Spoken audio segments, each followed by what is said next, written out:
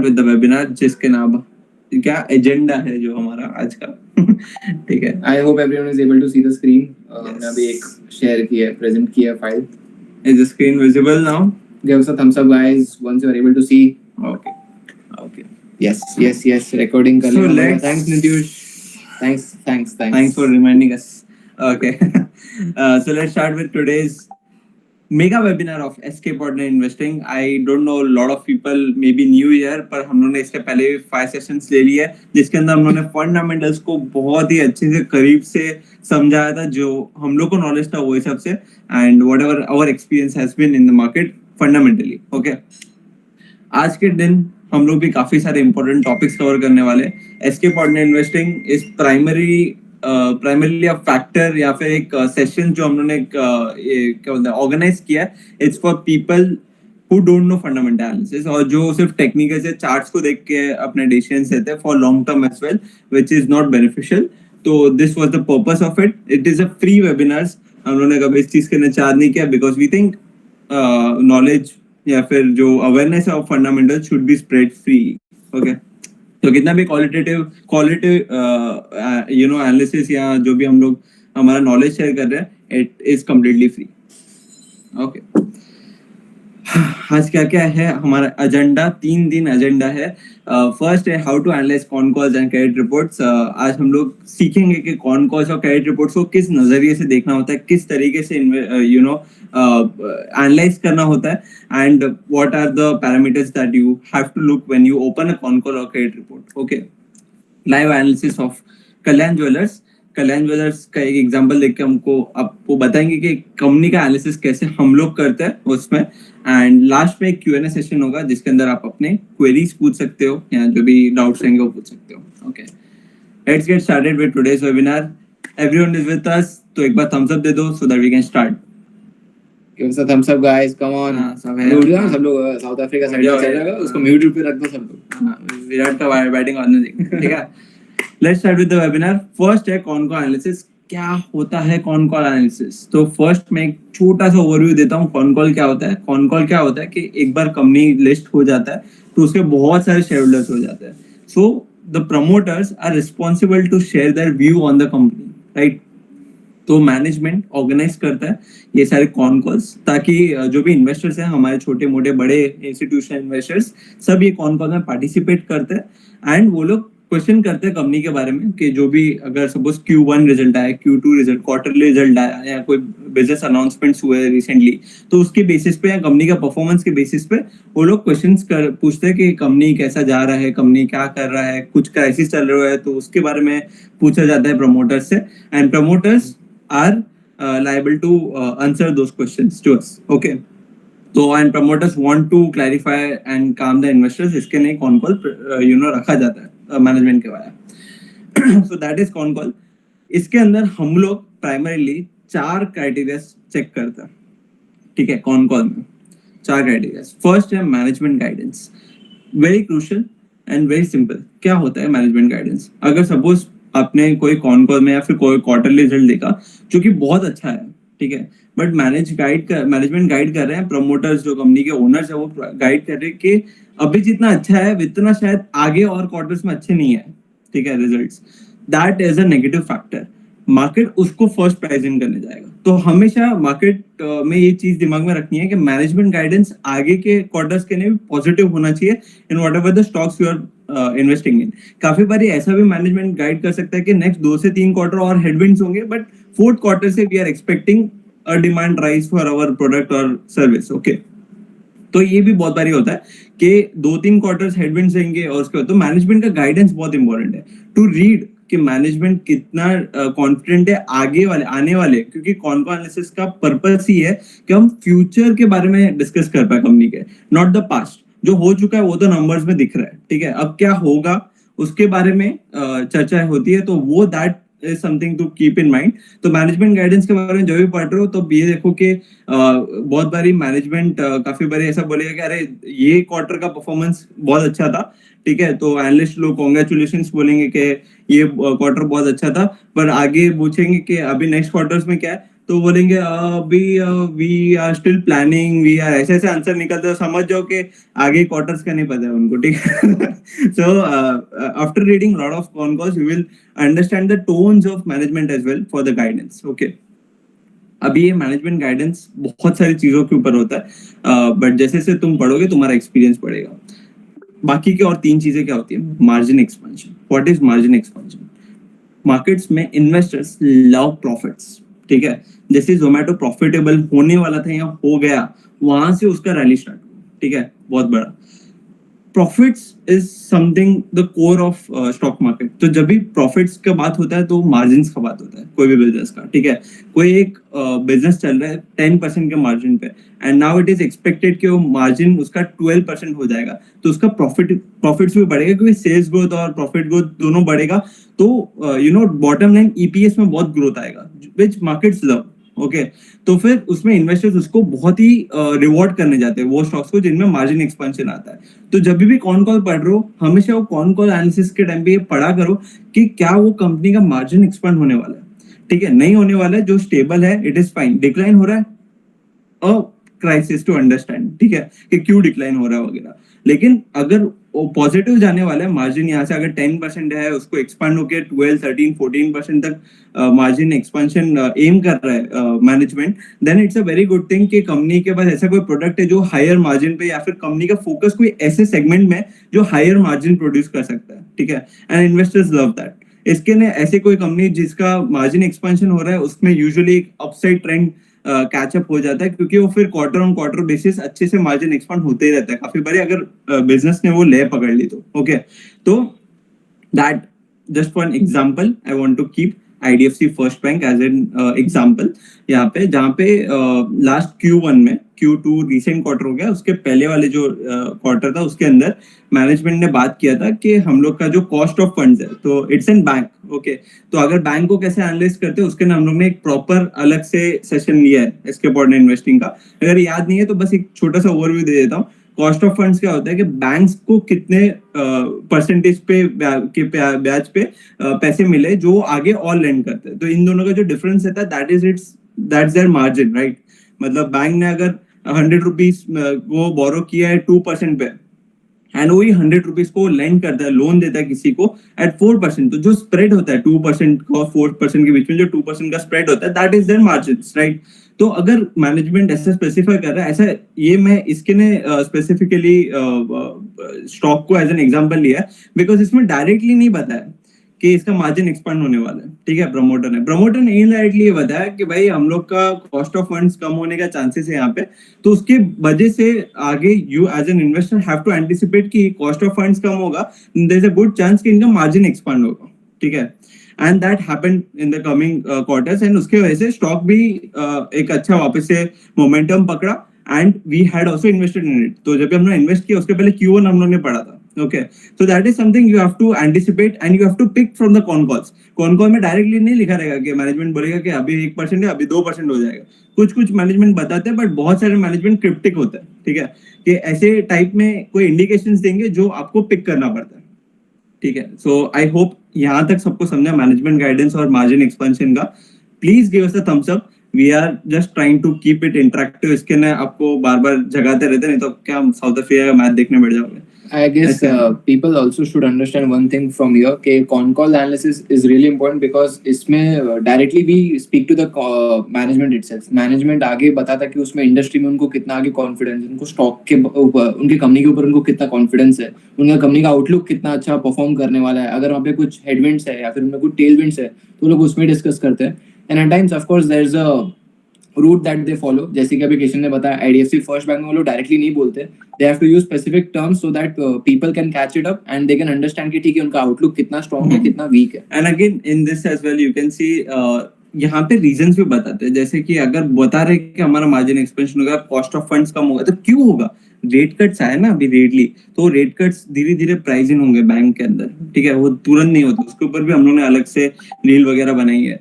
Do check those out, but यहाँ पे आपको समझने की जरूरत है कि रीजंस भी स्पेसिफाई होते हैं। ये हम लोगों ने एक एग्जांपल निकाला है ताकि कभी आप वापस से खुद से कॉन कॉल पढ़ो तो ऐसे टाइप के सेंटेंसेस को पिक करके आप खुद का व्यू बना पाओ स्टॉक के ऊपर, राइट? वो कैच कर पाओ वैसे कि यहाँ से ये हो सकता है, वहां से वो हो सकता है, ठीक है? मार्जिन एक्सपेंशन तक समझा तो आगे आप जाते हैं डेट रिडक्शन पे। डेट रिडक्शन क्या होता है? Again markets love profits. Debt reduce होता है तो इंटरेस्ट, यू हैव टू, अगर तुम्हारे कंपनी के ऊपर कर्जा है तो तुमको इंटरेस्ट पे करना पड़ता है, राइट? अगर कंपनी का कर्जा कम होता है तो उसको इंटरेस्ट पे और भी कम देना पड़ता है। उसके वजह से अल्टीमेटली काफी बारी कंपनी का प्रॉफिट्स बढ़ता है, ठीक है? एंड अगर डेट कम हो रहा है मतलब कंपनी के ऊपर जो डेट टू इक्विटी का रिस्क रहता है, कर्ज का जो रिस्क रहता है, बैंक्रप्सी का रिस्क रहता है, वो कम हो जाता है कंपनी के ऊपर, राइट? तो कंपनी, इन्वेस्टर्स लव जो कंपनी अपना डेट रिड्यूस कर पा रहा है with the help of their cash flow. Now that is a catch. क्या कैच है कि डेट रिडक्शन अगर कंपनी में हो रहा है, ठीक है, this doesn't go for banks, so don't keep same example in your head. यहाँ पे जो हमने कॉन कॉल रखा है वो एक सीक्रेट कंपनी है, मैं उसको सिर्फ हिंट दूंगा, उसके नाम में 2 टी आते हैं, ठीक है? That is something we are invested in. We are also invested in IDFC first bank, and the third जो रिपोर्ट देख रहे हो उसमें भी हम लोग invested. Just to clarify, okay? First, जो ये डेट रिडक्शन का जो चीज है, जब भी डेट रिडक्शन हो रहा है, if it happens from cash, मतलब कि कंपनी के पास इतना एक्स्ट्रा कैश जनरेट हो रहा है कि उसका जो सरप्लस डेट है वो पे ऑफ कर पा रहा है, then it's excellent. Okay, excellent मतलब क्या कि कंपनी इतना पॉजिटिवली अपना बिजनेस कर पा रहा है in on the cash basis कि उसका जो प्रीवियस लोन्स है या फिर उसने जो एक्सपेंशन के लिए लोन्स लिया था वो अब धीरे धीरे पे ऑफ कर पा रहा है, मतलब जो उसका एक्सपेंशन था वो इतना सक्सेसफुल चला गया, ठीक है? That is a very good point. तो मार्केट रिवॉर्ड्स, जब भी कोई कंपनी का मैनेजमेंट ये अनाउंस करता है कि हम लोग डेट रिडक्शन पे काम कर रहे हैं या फिर हम लोग ट्राई कर रहे हैं बाय 2027 2028 तक हम लोग डेट फ्री कंपनी बन जाएंगे वगैरह, तो वैसे टाइप के कंपनीज को एक पॉजिटिव अफर्मेशन के साथ देखा जाता है from the perspective of long term investor, ठीक है? जो बड़े बड़े एनालिस्ट रहते हैं, और by the way just to clarify, ये कॉन कॉल एनालिसिस में जो भी मोस्टली एनालिस्ट लोग क्वेश्चंस पूछते हैं वो बहुत बड़े बड़े AMC कंपनीज के इक्विटी रिसर्च होते हैं। तो ये बहुत ही रेलेवेंट क्वेश्चंस पूछते हैं, ऐसा कभी नहीं पूछेंगे सर आपको क्या लगता है स्टॉक कहाँ जाएगा, ठीक है? मतलब वैसा टाइप के क्वेश्चंस नहीं पूछते, very professional questions have been asked. And काफी बार तुम ये कॉन कॉल लाइव भी ज्वाइन कर सकते हो, हम लोग बहुत सारे कॉन कॉल लाइव ज्वाइन करते हैं, specially the invest stocks that we are invested in, उसके अंदर लाइव हम लोग ज्वाइन करने का ट्राई करते हैं। Debt reduction, again just coming to the point, ये जब होता है तब कंपनी के ऊपर एक अच्छा था, तो इसको फाइंड करने के लिए आपको कुछ ऐसा लाइंस दिखेगा जो मैनेजमेंट ने दिया रहेगा। As per we are focusing on reduction of debt every quarter. तो इससे क्या होता है कि डेट सिर्फ रिड्यूस नहीं हुआ, ये लास्ट क्वार्टर में रिड्यूस हुआ वो नहीं सिर्फ बताया, ये भी बताया कि आने वाले क्वार्टर्स में भी हम लोग डेट रिडक्शन पे और फोकस कर रहे हैं, ठीक है? That is more important catch. अगर सिर्फ मैनेजमेंट ने इतना बताया कि हमने तो डेट रिड्यूस कर दिया, अभी हो गया, तो इसका कुछ इफेक्ट नहीं आने वाला है। बट जब मैनेजमेंट ये बताता है बार बार कि हम लोग और डेट रिड्यूस करने वाले आने वाले टाइम में, तो उसको मार्केट और रिवॉर्ड करता है गोइंग गाइड, ठीक है? मार्केट्स रिएक्ट ऑन फ्यूचर, अगर फ्यूचर में कुछ अच्छा होने वाला हो तो आज से प्राइसिंग करने जाता है मार्केट उसको, ठीक है? थर्ड पॉइंट पे आता है नेट ऑर्डर फ्लो, ठीक है? New order flow. New order flow क्या होता है कि नए डील्स होते हैं। अभी अगर आप बिजनेस कर रहे हो तो आपको पता है कि नया सेल्स आता रहेगा तब जाके बिजनेस चलता रहेगा, बरोबर? पुराने सेल्स से तो एक टाइम तक फिर स्टैग्नेंसी आ जाएगा सेल्स ग्रोथ में, है ना? तो नया ऑर्डर्स, अभी नया ऑर्डर जब भी अनाउंस होता है ना, वो तो पब्लिकली अनाउंस होता है, सीधा BSE के NSE की वेबसाइट पे आपको दिख जाएगा। लेकिन वो अनाउंस होने से पहले ना, एक आध 2 क्वार्टर पहले से ही एनालिस्ट लोग पूछेंगे कि are there any new order flow that you are expecting, ऐसा। तो मैनेजमेंट थोड़ा हिंट क्या देगा, इंडिकेट देगा, एकदम नहीं बता देगा कि भाई हम लोग ने सब क्लोज कर लिया है या ये, वो इंडिकेशंस देगा। क्या इंडिकेशंस देगा? Our investment in aerospace and defence, we continue to build teams, we have still not announced any large deals yet, but I think those are all in work. तो कैसे टाइप के, ऐसे type की framing करेंगे वो, जिसमें बताएंगे कि हम लोग बहुत क्लोज है डील क्लोज करने से 1-2 क्वार्टर में। अब ये जो थर्ड कंपनी है, एक टाटा की कंपनी है, ठीक है? You guess what? Okay, guess the name of it, and my bad, we are not invested in that company, okay? And order flows वगैरह वो अलग बात है कि हम लोग क्यों उसमें इन्वेस्टेड नहीं है, it's a very different topic. But यहाँ पे न्यू ऑर्डर फ्लो आने वाला रहता है, उसके पहले मैनेजमेंट गाइड करता है या फिर एक इंडिकेशन करता है कि हम लोग उस चीज के ऊपर उस चीज के ऊपर काम कर रहे हैं, सो दैट आपका जो भी आने वाले क्वार्टर्स है उस पर आपको एक जजमेंट मिल पाए कि हम लोग ये सेक्टर्स के अंदर we are trying to go in and we are trying to crack some deals out of it. Okay, तो ये टाइप के cryptic messages you can read in the con calls and you can analyse कि इस चीज से कैसा एक positive factors बन सकता है स्टॉक केयर में, और यही सबका नेगेटिव फैक्टर्स भी बन सकता है स्टॉक केयर में। जैसे कि मार्जिन एक्सपेंशन की जगह पे मार्जिन कॉन्ट्रैक्शन का बात करता है मैनेजमेंट, तो फिर उल्टा स्टॉक प्राइस पे रिवर्सल साइंस भी दिखते हैं। एंड न्यू ऑर्डर फ्लो अगर कंपनी का नहीं है, या फिर कंपनी बोलते हैं कि अभी हम लोगों ने कुछ लाइनअप नहीं रखा है वगैरह। Someone in our chats asked about Tejas Networks, exactly same thing happened. ठीक है, उनका नया ऑर्डर फ्लो ही नहीं था, जो पुराना ऑर्डर फ्लो है उनका सेल्स देखो क्या ड्रास्टिकली गिरा है, 2000 करोड़ से 200 करोड़। ठीक है, मतलब अगर कंपनी का आगे का ऑर्डर फ्लो नहीं है तो इट इज वेरी एविडेंट कि market is going to react on it. Okay, As Kishan said के न्यू ऑर्डर फ्लो नहीं आया तो फिर वो लोग कैसे वर्ड्स यूज करते हैं। So the thing is the management is also अगर उनको कुछ ऑर्डर फ्लो आने वाला है तो they can not just directly से इट आउट लाउड, क्योंकि अब तक आया नहीं है या फिर पाइपलाइन में होगा XYZ, बिकॉज दे नो कि वो लोग जो भी वर्ड्स यूज करेंगे उससे उनका स्टॉक प्राइस इफेक्ट होता है, उसकी कंपनी को एनालिस्ट वैसे ही रेटिंग करते हैं। अगर उन्होंने थोड़ा भी वर्ड आगे पीछे कर दिया बहुत ज्यादा बड़े प्रॉब्लम्स भी हो सकते हैं। तो they always have to follow a strict guidelines, और एल्स आई वुड से कि उनको थोड़ा हमेशा लिमिट में रहना पड़ता है, क्योंकि उस वजह से बहुत चीज इफेक्ट होती है। नाउ व्हाई किशन सेड कि कौन कॉल इतना मैटर करता है, इट्स इंपॉर्टेंट टू अंडरस्टैंड कि हम लोग जैसे लोग 10,000 50,000 1 लाख 5 लाख इन्वेस्ट करते होंगे, but there are people who invest crores of rupees. I'm not talking about 1 crore 10 crore, I'm talking about hundreds of crores as well. तो वो लोग बहुत सीरियसली इस चीजों को सुनते हैं, पढ़ते हैं, एनालाइज करते हैं, एंड उनके फ्यूचर प्रेडिक्शंस के हिसाब से उनको और आगे इन्वेस्टमेंट करना है, निकालना है, होल्ड करना है, वो लोग उस बेसिस पे डिसीजन लेते हैं। Hence all these things are very important. आप जब स्टॉक मार्केट का सब वो पोस्ट देखते हो ना कि मैनेजमेंट गाइडलाइंस में उन्होंने इतना एस्टिमेट्स बीट किया, उन्होंने जितना सोचा था उससे ज्यादा अच्छे रिटर्न्स लेके आए, उन्होंने सेल्स का बीट किया, रिजल्ट्स ये वो, तो all these things are always analysed on these con call basis only. बहुत बड़े बड़े एनालिस्ट बैठते हैं क्योंकि उनको सीरियस बिजनेस में जानना है कि वो मैनेजमेंट कितना सीरियस है उस चीज के ऊपर। It's just not a thing कि अच्छा ठीक है आगे जो होगा देखा जाएगा। They always ask very important questions, very serious to business questions, और उनको इंडस्ट्री के आसपास भी कितना कॉन्फिडेंस है वो भी सब पूछते हैं। Okay, so all these things without accuracy is nothing. Okay, all these things is कचरा without accuracy. Accuracy क्या है? Accuracy मतलब कि मैनेजमेंट है, ठीक है। सब मैनेजमेंट का फ्लोज अलग रहता है। फ्लोज अलग होता है मतलब क्या होता है कि कुछ मैनेजमेंट है ना ट्रैक करना चाहते हैं रिटेल इन्वेस्टर्स को, तो वो लोग है ना ऐसा बोलेंगे अरे नेक्स्ट क्वार्टर देखना तोड़ देगा हमने, ठीक है, मतलब वो लोग बोलेंगे अरे next quarter is going to be amazing, we are going to have outstanding results and everything. ठीक है, फिर क्या होता है कि नेक्स्ट रिजल्ट तब इन्वेस्टर्स अट्रैक्ट हो जाते हैं, बहुत सारे लिक्विडिटी क्रिएट हो जाता है मैनेजमेंट के ना, और फिर देखोगे तो काफी बारी क्वार्टर्स में वो मैनेजमेंट खुद के स्टेक सेल ऑफ कर देता है जैसे ही स्टॉक प्राइस ऊपर जाता है। तो यहाँ पे मैनिपुलेशन भी बहुत होता है। ये मैनिपुलेशन से बचने के लिए एक्यूरेसी काम आता है। एक्यूरेसी क्या होता है? मैनेजमेंट एक्यूरेसी, ये हम लोग ट्रैक करते हैं पर्सनली, जहाँ पे लास्ट 6 to 8 क्वार्टर्स देखना होता है। कॉन कॉल जाके एक बार रीड करो और समझो कि हर क्वार्टर में जो मैनेजमेंट ने बताया है वो कितनी बार हुआ है। जो भी गाइडेंस दिया है, पॉजिटिव गाइडेंस दिया है तो कितनी बार पॉजिटिव हुआ है, नेगेटिव गाइडेंस दिया तो कितनी बार नेगेटिव हुआ है। ठीक है, तो वो मैनेजमेंट एक्यूरेसी के अगर बोलते हैं ना 50% ऑफ द टाइम, तो it's like tossing a coin, right? I mean management जो भी बोल रहा है इट इज पॉसिबल कि नेक्स्ट क्वार्टर में वो हो ही ना, तो वो कंपनी का मैनेजमेंट एनालिसिस कौन को एनालिसिस करके क्या करोगे? ठीक है, They should have the तो walk the talk.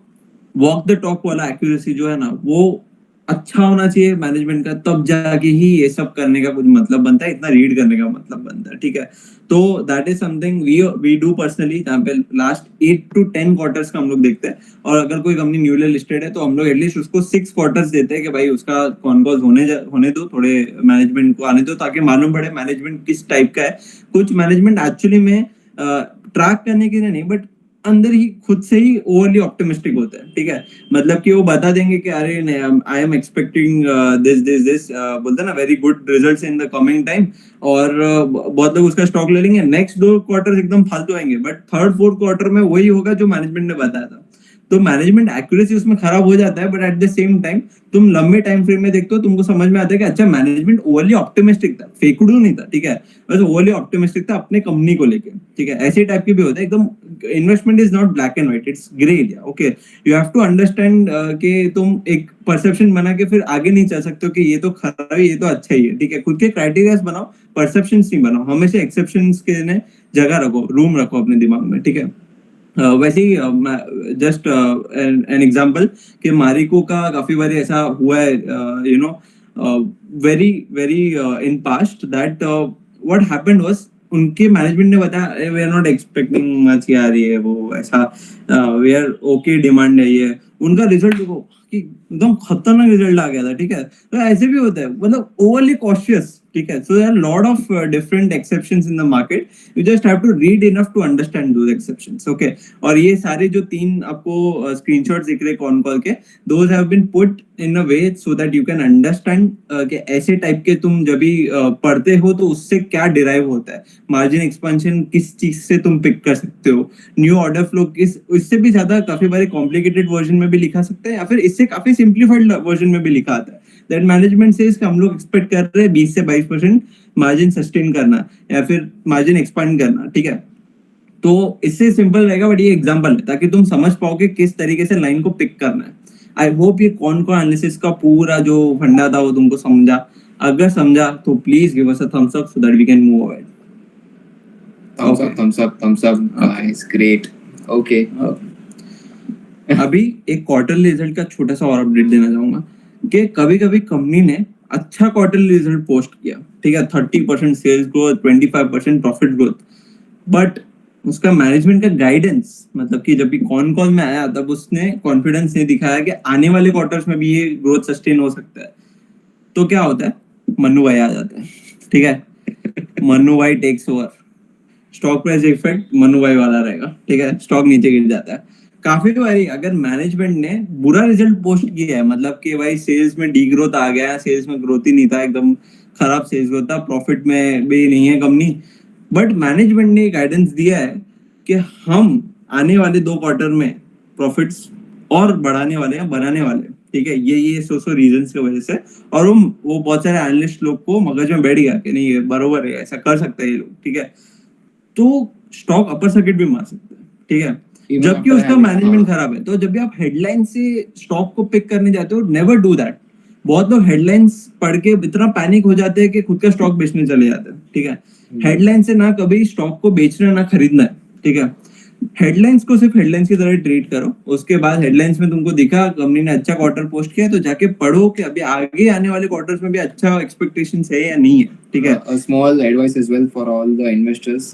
काफी बार स्टॉक प्राइस में पहले से उनका जो थॉट्स रहता है वो प्राइस्ड इन भी होता है। तो इफ यू थिंक कि क्वार्टर गंदा आने वाला है तो आई वुड सजेस्ट कि काफी बार स्टॉक प्राइस पहले से शायद नीचे ही हो सकता है बिकॉज एक्सपेक्टेड था कि खराब आने वाला है, बट अगर मैनेजमेंट गाइडेंस अच्छा आता है then it's a turn around situation I can say. यहाँ पे एक बहुत ही प्यारा लाइन लिखा है हम लोग ने, market react to future performance not past. मतलब जो हो चुका है, जो रिजल्ट आ चुका है, वो तो यहाँ तो जिस दिन रिजल्ट आया उस दिन आपको इफेक्ट दिख जाएगा, या फिर तो पहले से उसके अंदर इफेक्ट दिया हुआ रहेगा, ठीक है। It's not so evident for market that history will repeat itself. मतलब कि क्या, कि मैनेजमेंट गाइडेंस के बिना अगर रिजल्ट अच्छा भी आया है लेकिन मैनेजमेंट गाइडेंस पॉजिटिव नहीं आया, तो मार्केट को नहीं पता है कि अगर हिस्टोरिकली कंपनी ने अच्छा किया तो आगे भी अच्छा करेगा, ऐसा कोई गारंटी नहीं है मार्केट्स के अंदर, ठीक है। तो इसके ना हिस्ट्री विल रिपीट इटसेल्फ, ये मार्केट के लिए नहीं जाते, शायद दुनिया के लिए जाता रहेगा और मार्केट के लिए नहीं जाता, ठीक है। एक हम लोग ने जस्ट एक पर्सनल एक्सपीरियंस के हिसाब से स्टोरी शेयर करना चाहूंगा, जहाँ पे टर्न अराउंड स्टोरी था। We found for squad member Zinka logistics करके एक स्टॉक था। Squad member was it bit confused कि स्टॉक के बारे में क्या करना चाहिए, बिकॉज उसका company was financially doing very bad, ठीक है। उसका बहुत बुरा क्वार्टर आया था, हेडलाइंस पढ़ के ही वाज पैनिकिंग, ठीक है। तो उसने हम लोग को आके पूछा कि भाई जिंका लॉजिस्टिक्स का क्या करूं बताओ, ठीक है। We made a proper research report on it. We share the research report with you. First, एक second.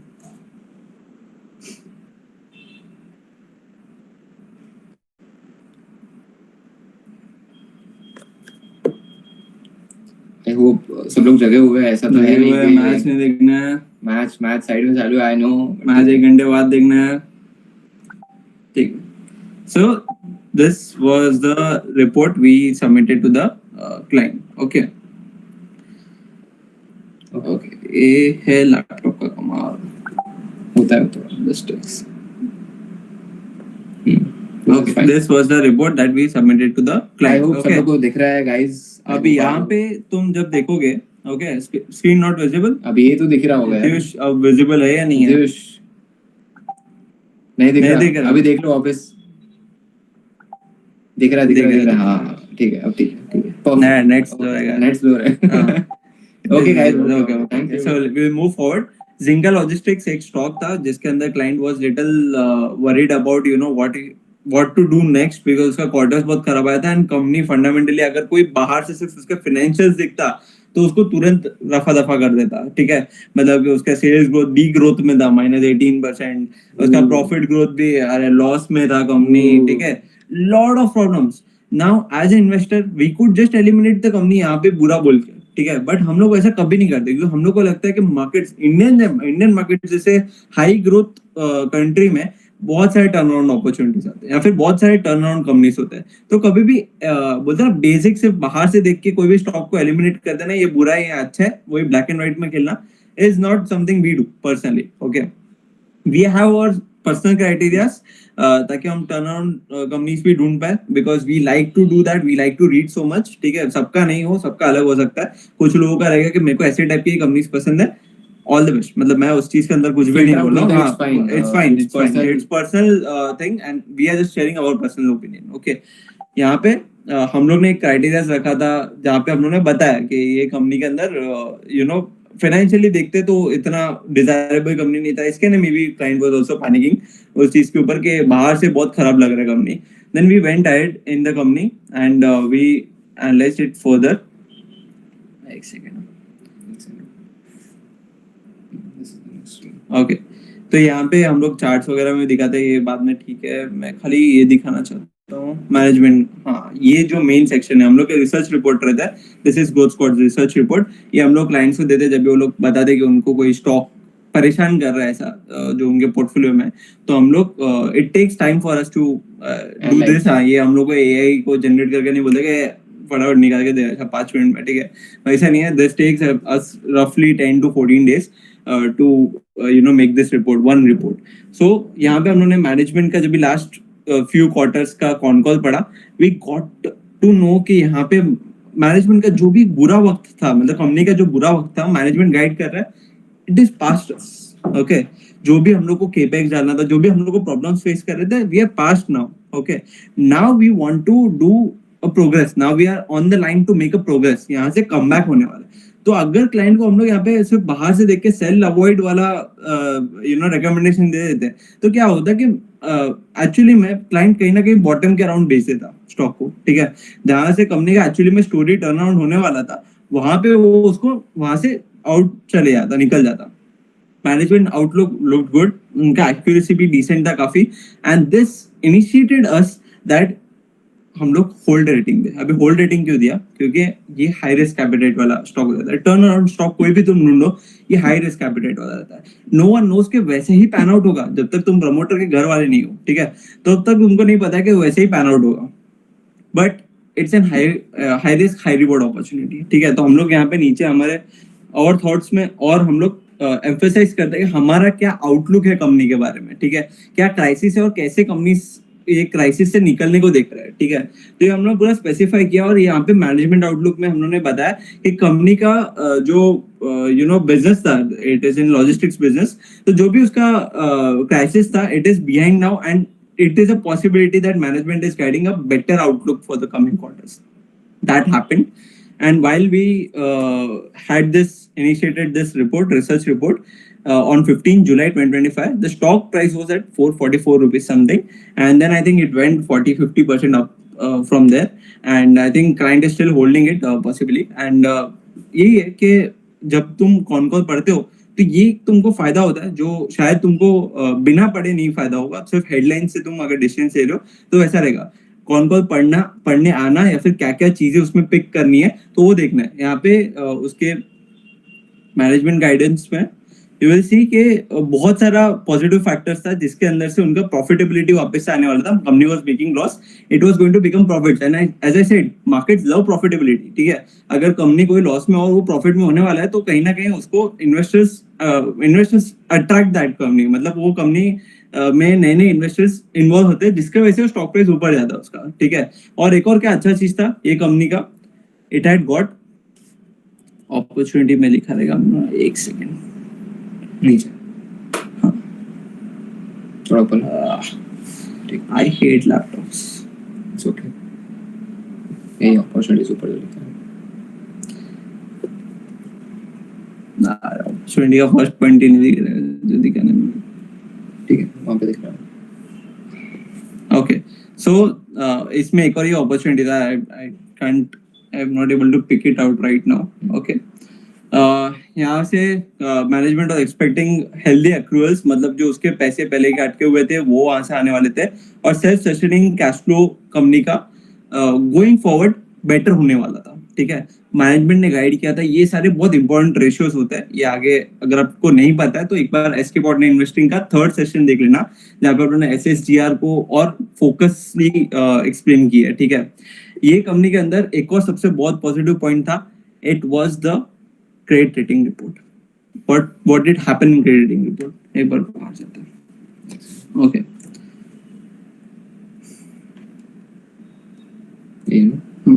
Just a minute.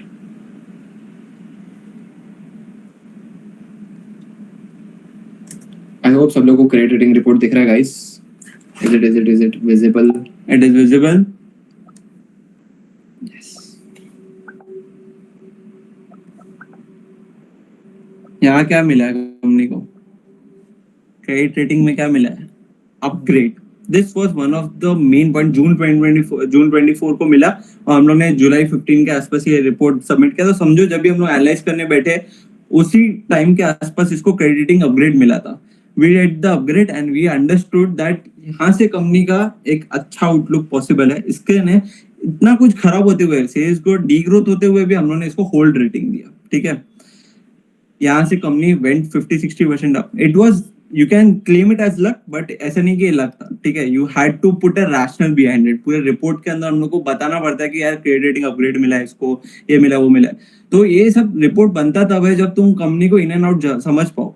ऐसे कुछ केसेस निकल सकते हैं 10 में से 1-2 केसेस जहाँ पे वो स्टॉक ने रिएक्ट नहीं किया क्रेडिट रेटिंग अपग्रेड पे, या फिर जो मैनेजमेंट रहेगा उसने आने वाले क्वार्टर्स में बोल दिया कि हम लोग ये क्राइसिस से अभी निकले थे बट अभी ये क्राइसिस फेस कर रहे हैं. ठीक है, वो हो सकता है.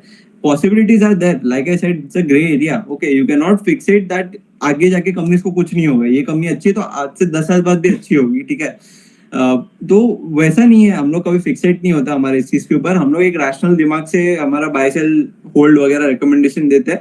एंड सबके अलग होते हैं, सब इन्वेस्टर्स के क्राइटेरिया अलग होते हैं. Now coming to the point, credit rating report. ठीक है, अपना कैनवा का लगा. Okay, just a minute.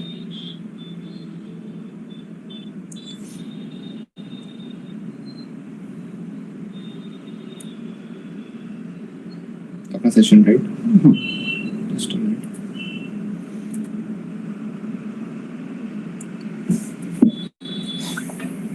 Okay, screen is visible. I hope सबका स्क्रीन विजिबल है यहाँ पे, क्योंकि हम लोग मूव कर रहे हैं अभी सिंका लॉजिस्टिक्स से. यहाँ तक सबको समझा सिंका लॉजिस्टिक्स का जो भी turn around opportunity quarterly result पढ़ के या फिर मैनेजमेंट गाइडेंस पढ़ के हम लोग ने पिक किया था. It was just an example. Quarterly result अगर अच्छा है लेकिन मैनेजमेंट गाइडेंस बुरा है तो स्टॉक प्राइस पे नेगेटिव इफेक्ट आता है. बुरा क्वार्टर है लेकिन मैनेजमेंट गाइडेंस पॉजिटिव है तो फिर एक अच्छा इफेक्ट आता है, बुल रन आ सकता है स्टॉक के अंदर. ठीक है, हिस्ट्री डजंट रिपीट इटसेल्फ. ये सब चीजें समझी तो एक बार थम्स अप दो so that we can move forward to credit report analysis. If yes, thumbs up और आने दो. ओके ओके, अभी जिंका लॉजिस्टिक्स का मैं बस कंटिन्यूएशन में समझा पाऊँ इसके ने मैंने इसका क्रेडिट रिपोर्ट ही लिया बिकॉज आई अंडरस्टूड कि यही स्टॉक का क्रेडिट रिपोर्ट पे अपग्रेड मिला था, तो why to pick another stock, right. तो हम लोग ने इसका जब भी रिपोर्ट निकाला तब we got to know that it has got an upgrade. Okay, which was a significant event, क्योंकि कोई भी स्टॉक को जब भी री रेटिंग मिलता है मतलब अपग्रेड मिलता है तो उसके अंदर बहुत सारे इन्वेस्टर्स ये समझते हैं कि स्टॉक का जो बुरा समय था अब वो चेंज हो गया है, या फिर तो कंपनी का जो कंटिन्यूएशन में आने वाले टाइम में भी अच्छा रिजल्ट आने का चांसेस है। ओके, क्योंकि कंपनी जो फाइनेंशियल लेवल पे वो बहुत अभी स्मूथली ऑपरेट कर रहा है, या फिर अच्छा ऑपरेट करो, आने वाले टाइम में और अच्छे से ऑपरेट कर सकता है। Now what is credit report? ये कौन बनाता है? ये बनाता है credit rating agencies, Crisil, CARE, ICRA, India Research and क्या बोलते हैं, ऐसे टाइप के Famous Indian ones are research- CRISIL and all such ये तीन, companies. Crystal, care and Iqra are the ICRA is nothing three. but ICR है। ICR इकरा मतलब अलग नहीं, ICR है। आईसीआर इकरा उसको बोलते हैं, ठीक है। These are the three prominent companies जो अच्छा बनाते हैं, ठीक है। अभी क्या होता है कि ये कंपनीज जब भी रिपोर्ट बनाती है ना, तो ऐसे घर पे बैठ के मसा चेयर पे रख के साथ छाछ पी के नहीं बनाते। ये लोग क्या करते हैं, ये लोग एक्चुअली में प्रमोटर से मिलते हैं, फैक्ट्रीज पे जाते हैं कंपनीज के पास बैठ के, प्रमोटर्स के पास बैठ के कंपनी का फ्यूचर आउटलुक भी समझते हैं। करंटली कैश इन बैंक कितना है, कंपनी का लिक्विडिटी कितना है, क्या क्या क्राइसिस उसका बिजनेस फेस कर रहा है या फिर कर सकता है आने वाले टाइम में, ये सब डिस्कशन करके एक क्रेडिट रिपोर्ट बनता है, ठीक है। अभी क्रेडिट रिपोर्ट क्यों बनाते हैं कंपनीज? खुद का क्राइसिस क्यों बताना भाई बाहर, ऐसा ठीक है, वो भी अनबायस्ड वे में क्यों बताना? तो ये क्रेडिट रेटिंग एजेंसीज जो होते हैं ना, वो सेबी से रेगुलेटेड रहता है, ठीक है। They have to be compliant in some और द अदर वे। ओके, अभी कंप्लायंस कितना स्ट्रांग है इंडिया में, that is an different issue to focus, but क्या बोलते हैं, ये कंप्लाइंट होना पड़ता है उनको सेबी के साथ। अभी जब भी तुम क्रेडिट रिपोर्ट एनालिसिस वगैरह देखते हो, तो इनका काम है अनबायस्ड वे में कंपनी को पूरा फोल्ड करना, उनके थ्रेट्स भी दिमाग में रखने, उनके रिस्क फैक्टर्स भी दिमाग में रखने, और वो हिसाब से या तो क्रेडिट मतलब कंपनी अच्छा नहीं कर रही है या फिर आने वाले टाइम में अच्छा नहीं करने वाली है, तो उसको एक डिग्रेड देना, और अगर अच्छा करने वाली है तो उसको अपग्रेड देना, या फिर तो अगर सेम है तो सब स्टेबल रखना, ठीक है। या फिर कंपनी के अंदर just to add on to this point, a small addition to this point, कि अगर कंपनी का क्रेडिट रेटिंग रिपोर्ट अपग्रेड नहीं हुआ है, ठीक है, बट उसका आउटलुक अपग्रेड हुआ है। मतलब आउटलुक क्या होता है, इसमें स्टेबल, नेगेटिव एंड पॉजिटिव, ये तीन टाइप के आउटलुक होते हैं। क्रेडिट रेटिंग अपग्रेड अलग, मतलब क्रेडिट रेटिंग अलग, triple A, double A, B, triple B, ये सब अलग, लेकिन उसका जो आउटलुक होता है ना, वो अलग होता है, साथ में ऐसा अटैच रहता है उसके काफी बारी। जब भी आप देखोगे तो इसमें नहीं है, लेकिन हाँ, अपग्रेडेड फ्रॉम वो ठीक है, बट साथ में पॉजिटिव स्टेबल है। तो ऐसा कोई भी कंपनी का अगर स्टेबल से पॉजिटिव आउटलुक हुआ ना, तो देयर इज अ पॉसिबिलिटी कि यहाँ से कंपनी को नेक्स्ट 1-2 क्वार्टर में शायद अपग्रेड मिल जाए, ठीक है। तो ऐसे कंपनीज बहुत ज्यादा प्रेफरेबल रहती है जिनका स्टेबल से पॉजिटिव आउटलुक आए, क्रेडिट रेटिंग अपग्रेड नहीं मिला लेकिन आउटलुक आया, तो जब भी अपग्रेड मिलता है तब और नए सेट ऑफ इन्वेस्टर्स थोड़े अट्रैक्ट होते हैं उसके अंदर, ठीक है। अभी यहाँ पे क्रेडिट रेटिंग रिपोर्ट में क्या होता है, ये रिपोर्ट के अंदर आपको दो चीजें ध्यान में रखनी होती है। एक होता है possible positive triggers and possible negative triggers, ठीक है। तो ये क्या होता है कि यहाँ से कंपनी का क्या अच्छा हो सकता है जिससे और क्रेडिट रेटिंग अपग्रेड मिले in future, may be in long term, 1-2 साल के अंदर, और ऐसे क्या फैक्टर्स है जिसके अगर ये कंपनी ने ये फेस किया तो उसके नेगेटिव ट्रिगर्स होंगे, मतलब कंपनी को यहाँ से डिग्रेड मिल सकता है, ठीक है, डाउनवर्ड फैक्टर्स, ठीक है। अब यहाँ पे हम लोग एक बार जिंका लॉजिस्टिक्स का क्रेडिट रेटिंग रिपोर्ट खोलेंगे और आपको उसके पॉजिटिव और नेगेटिव फैक्टर्स कहाँ दिखते हैं, ठीक है, और कैसे उसको रीड करते हैं वो दिखा देंगे। वापस से इकरा पे लेके जाओ भाई। Everyone is with us, right? Virat Kohli के मैच नहीं देख रहे, I hope। आज मैच विराट खेल रहा है, is the real question, I don't think so। हो गया ना उसका, देखो आज में म्यूट करके, ठीक है। ये अरे ऐसे कैसा वेबिनार लिंक हम लोग, नहीं भाई, इधर फोकस रखो आधा घंटा। आधा घंटा हमारे, ठीक है। यहाँ पे क्रेडिट रेटिंग अब रिपोर्ट हम पढ़ रहे हैं, अच्छे से स्क्रीन दिखे, आई होप विजिबल है। हाँ, स्क्रीन दिख रहा है गाइस, स्क्रीन दिख रहा है। हाँ, एक बार थोड़ा इधर पलट के, हाँ ओके, थैंक यू। हाँ, यहाँ पे ये की रेटिंग ड्राइवर्स जो दिख रहा है ना आपको, दैट इज द ड्राइवर कि यहाँ पे उसको क्रेडिट रेटिंग अपग्रेड क्यों मिला है, ठीक है। उसका क्रेडिट स्ट्रेंथ क्या है कंपनी का, तो उसमें बोल रहा है मैनेजमेंट का टीम अच्छा है, एसेट लाइट बिजनेस मॉडल है, स्ट्रॉन्ग ऑपरेशन मैट्रिक्स है जो कि इम्प्रूव हुआ रहेगा रिसेंटली तब जाके, क्योंकि अपन ने तो देखा इसमें सेल्स डी ग्रोथ वगैरह है, तो ये ऑपरेशनल एफिशिएंसी बढ़ता है, मतलब पीछे असेट्स जब भी एफिशिएंटली काम करता है फिर जाके सेल्स में वो इफेक्ट आता है। इसके लिए हम लोग एनफैट, एसएसडीआर पहले देखते हैं, है ना। वो अगर ये सब नहीं समझ में आ रहा है इनफैक्ट एसएसजीआर तो सुनने में बहुत कॉम्प्लिकेट लगता है, बट बहुत ही इंटरेस्टिंग रेशियोज है। जाके एक बार एसके पॉइंट इन्वेस्टिंग का थर्ड सेशन बैठना, सब कुछ फ्री है भाई, तुमको इतना ऐसा सब इन डेप्थ एनालिसिस सब फ्री में मिल रहा है। जाके एक बार वो चेक करना, you will understand what is in fact and what is SSGR वगैरह। ये जब ऑपरेशनल एफिशिएंसी जब अच्छा होता है ना, आगे जाके फिर क्वार्टर्स भी बेटर आते हैं कंपनी के, ठीक है। तो ये फैक्टर था जो it was driving the positive upgrade for the company in credit rating, right. यहाँ से हेल्दी कैश पोजीशंस बना दिए थे कंपनी के। डेट कवरेज रेशियो था वो कम हो रहा था, मतलब कंपनी डेट रिड्यूस कर रहा था, उसका रिलायबिलिटी डेट के ऊपर रिड्यूस कर रहा था, राइट। अभी यहाँ से क्रेडिट चैलेंजेस क्या है, कंपनी मतलब ये जो क्रेडिट रेटिंग एजेंसी है वो बोल रहा है कि ये कंपनी दो पॉसिबल फैक्टर्स के वजह से थोड़ा और भी आगे जाके चैलेंजेस फेस कर सकता है। First is economic downturns. अभी लॉजिस्टिक्स कंपनी है, डिलीवरी करता है माल का, ठीक है।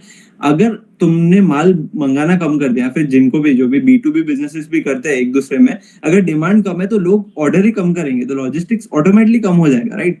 सो economic slow down does affect logistic companies a lot, okay. But फिर ये भी होता है कि ये कौन से सेगमेंट में सबसे ज्यादा काम करता है, ठीक है। अगर फार्मा सेक्टर में करता है तो अगर इकोनॉमिक स्लो डाउन आ भी जाता है तो फार्मा में तो अभी जो बीमार हो रहे हैं तो हो रहे हैं, राइट। तो उनका लॉजिस्टिक्स वाला अलग रहता है। तो सेगमेंटल वाइज आके जाके जैसे क्रेडिट रेटिंग रिपोर्ट या कौन कौन से एकदम ही खुद का डिसीजन नहीं बना देना है, ठीक है। ये भी एक पैरामीटर्स है जो साथ साइड में देखना है कंपनी के बिजनेस मॉडल को देखते हुए, ठीक है। तो अगर बिजनेस मॉडल में उसका सेगमेंटल रेवेन्यू बहुत ज्यादा फार्मा की कंपनीज को सर्व करके आता है तो may be economic slow down भी जो क्रेडिट चैलेंज दिख रहा है यहाँ पे वो इतना फेस नहीं हो कंपनी को, या फिर मिटिगेट हो जाए, ठीक है। यहाँ पे एसेट लाइट बिजनेस मॉडल है तो वो लोग ने बोला कि दिस डज मतलब अगर कंपनी का एसेट लाइट बिजनेस मॉडल में कैसा होता है कि नया नया केपेक्स जो रहता है वो थोड़ा कम होता है, ठीक है। मतलब ज्यादा हैवी केपेक्स नहीं आता बिजनेस के अंदर, और उसके जो एक फिक्स एसेट्स है वो ज्यादा रेवेन्यू ओवर द टाइम ज्यादा जनरेट कर पाते हैं। तो ऐसे टाइप के बिजनेस मॉडल्स में क्या होता है कि यू कैन एक्सपेक्ट के आगे जाके अगर कुछ हेवी डाउनटर्न भी आया तो expenses will be manage in such a way जहाँ पे कंपनी शायद वापस से लॉस में नहीं जाए, या फिर लॉस में जाए तो भी उसको सस्टेन कर ले because of its asset light business, ठीक है। तो ये टाइप का जब भी आप ट्रेड चैलेंजेस पढ़ते हो तो आपको समझ में आता है कि बिजनेस के अंदर क्या क्या देखना है, okay. Second, risk factors related to lending operations. तो इसका एक और आर्म है विच इज एन एनबीएफसी, ठीक है, जो कि क्या बोलते हैं एनएचएआई जो गवर्नमेंट का अथॉरिटी है, ठीक है, गवर्नमेंट का कंपनी है, उसको सर्व करता है। तो उसके अंदर देखो कोई भी गवर्नमेंट का कंपनी रहता है ना, उसमें सबसे ज्यादा ऐसा सुनने में बहुत अच्छा लगता है कि यार गवर्नमेंट को मेरा ये वाला कंपनी गवर्नमेंट से कॉन्ट्रैक्ट ले रहा है फिर उसका काम कर रहा है तो ये डिफॉल्ट नहीं होगा गवर्नमेंट, राइट। तो वो सुनने में अच्छा लगता है, but the ground reality is different because government late payment provide करता है। रेगुलेशंस में बहुत चलता है, मतलब कि गवर्नमेंट कैसा है कि वो वेलफेयर के लिए बना है ना थोड़ा बहुत, तो उस चीज के वजह से काफी बारी गवर्नमेंट बजट में या फिर इंपॉर्टेंट डेट्स को ऐसे टाइप के डिसीजन दे देता है जो अपने लिए एज अ कंज्यूमर बहुत ही अच्छे रहेंगे, but at the same time for companies it may not be good. मतलब कैपिटलिज्म के अगेंस्ट डिसीजन लिए जाते हैं काफी बार, थोड़े बहुत छोटे मोटे, तो जिसके वजह से ये ऐसे टाइप के कंपनीज को काफी बारी हिट लेना पड़ता है, ठीक है। तो ये समझ में आता है जब भी आप ये क्रेडिट चैलेंजेस पढ़ोगे तब जाके आपको समझेगा कि अच्छा ये प्रॉब्लम फेस कर सकता है कंपनी। कल कोई अगर बजट में कुछ ऐसा अनाउंसमेंट हुआ और जिंका लॉजिस्टिक्स नीचे आता तो बाकी लोग तब गूगल करने बैठे अरे क्यों नीचे आया, बट यू एज अ काम इन्वेस्टर वुड नो कि अरे हाँ यार ठीक है टेम्पररी एक दो क्वार्टर में आएगा, फिर company will you know manage to go out of it, मतलब कि उसका NBFC arm will find another root.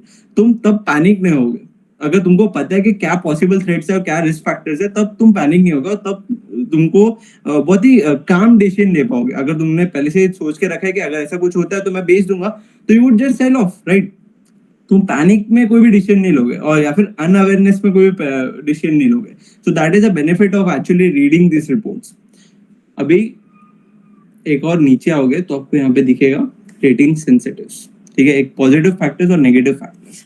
ये छोटे छोटे लाइन है, ये जब भी तुम पढ़ोगे तुमको समझेगा कि यहाँ से वापस से अपग्रेड मिलने का क्या क्या पॉजिटिव फैक्टर्स ड्राइव हो सकता है कंपनी के अंदर, और क्या क्या नेगेटिव फैक्टर्स है जो अगर हिट किया कंपनी को तो मे बी यहाँ से डाउनग्रेड हो सकता है या फिर कंपनी का शायद क्या बोलते हैं आउटलुक रिविजन नेगेटिव आ जाए, ठीक है।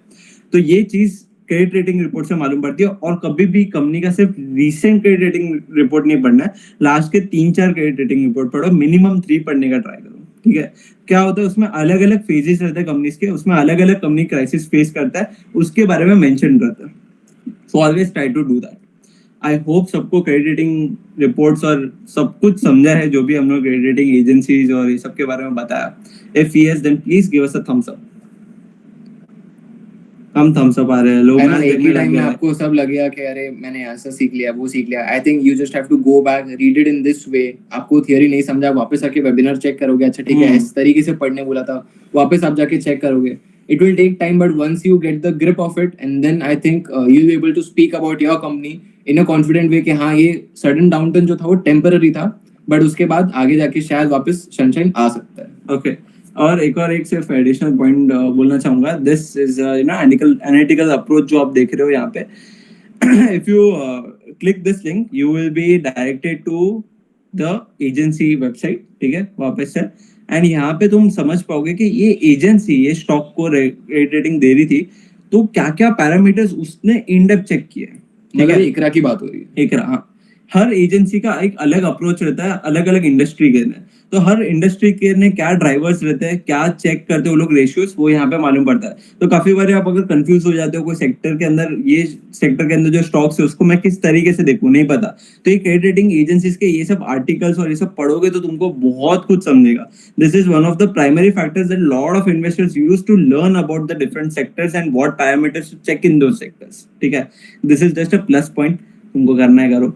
ठीक है, किशन बट करता है मैं तो करता हूँ. ठीक है, मतलब ग्रोथ स्पॉट पे तो हम लोग को करना पड़ता है. we have to we match clients, right? तो this is an additional point. We hope सबको समझाओ. अभी वापस से अपन क्रेडिट रेटिंग रिपोर्ट के वो पेज पे जाते हैं अपने प्रेजेंटेशन में. Okay. I hope everyone understood, guys. Give us a thumbs up.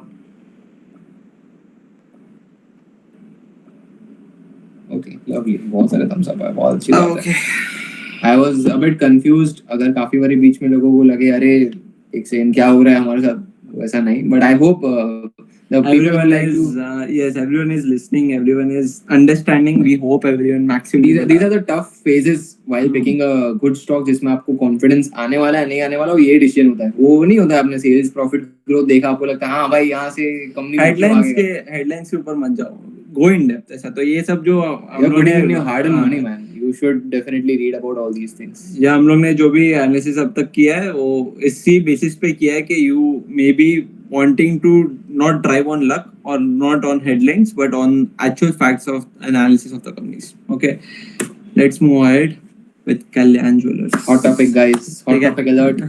सब लोग वापस देखो, किशन भी सीट से उठ गया, मैं भी थोड़ा उठ जाता हूँ, कर लेता हूँ एडजस्ट. Kalyan Jewellers सब उठ गए. एक एग्जाम्पल है क्योंकि अभी रिसेंटली क्या हुआ था, उसका रिपोर्ट क्वार्टरली रिजल्ट बहुत अच्छा आया था, बट क्या बोलते गोइंग अहेड उसका आगे जाके स्टॉक प्राइस नीचे प्लंज कर गया था. तो was a different story going on. ठीक है, अब ये स्टोरी कैसे बिल्ड हुआ और ये स्टोरी के अंदर क्या हुआ ये जानते हैं. फर्स्ट, हम लोग कभी भी कोई भी स्टॉक को एनालाइज करते हैं तो उसमें पहले उसके फास्ट फाइनेंशियल एनालिसिस कर देते हैं. फास्ट फाइनेंशियल एनालिसिस कैसे करते हैं भाई? तुम फाइनेंशियल एनालिसिस कर सकते हो, फास्ट कैसे कर सकते हो? तो उसके ना हम लोग के पास एक we have a in house prepared report जो हम लोग ने जो इनिशियल सेशंस में सिखाया था एसके बॉर्डनर इन्वेस्टिंग का, जिसके अंदर हम लोग क्या फाइनेंशियल एनालिसिस के क्राइटेरियाज को चेक करते हैं कि कंपनी अच्छा कर रहा है नहीं कर रहा है. हाँ, यहाँ पे एक बार जाके स्क्रीनर पे हम लोग जाएंगे सिर्फ फट से एक सेकेंड. ओके, हाँ, एक बार स्क्रीनर पे जाएंगे एंड ये एक्सपोर्ट टू एक्सेल है ना, यहाँ पे से हम लोग डाउनलोड करेंगे ये पूरे इसको. I hope everyone is able to see the screen, guys. सबको दिख रहा है. हमने एक export to Excel sheet का एक टैब दबाया. Over there we have added a tool that we have made in-house at Growth Squad. So if no one is able to see the screen, let me just share it properly. Is the screen visible? No, not right now. Now it should be. Is it visible now? दिख रहा है. Okay. This is the file that we have downloaded right now. If not, then this one. खाली export to export दबाने के बाद there's a tool that we have embedded with screener.in. हम लोग वहाँ पे खुद का एक tool add कर सकते हैं. तो हमने GS का एक in-house tool बनाया. That's how we open it. एक बार ये open किया डाउनलोड करने के बाद Excel तो यूज करना आता ही होगा. green screen भाई. Okay. अभी दिख रहा होगा guys. दिख रहा है screen. Give us a thumbs up so that we can proceed further. Oops. Paid ले लेंगे attention. ठीक है, enable editing and this is The What do we beauty. get? Okay.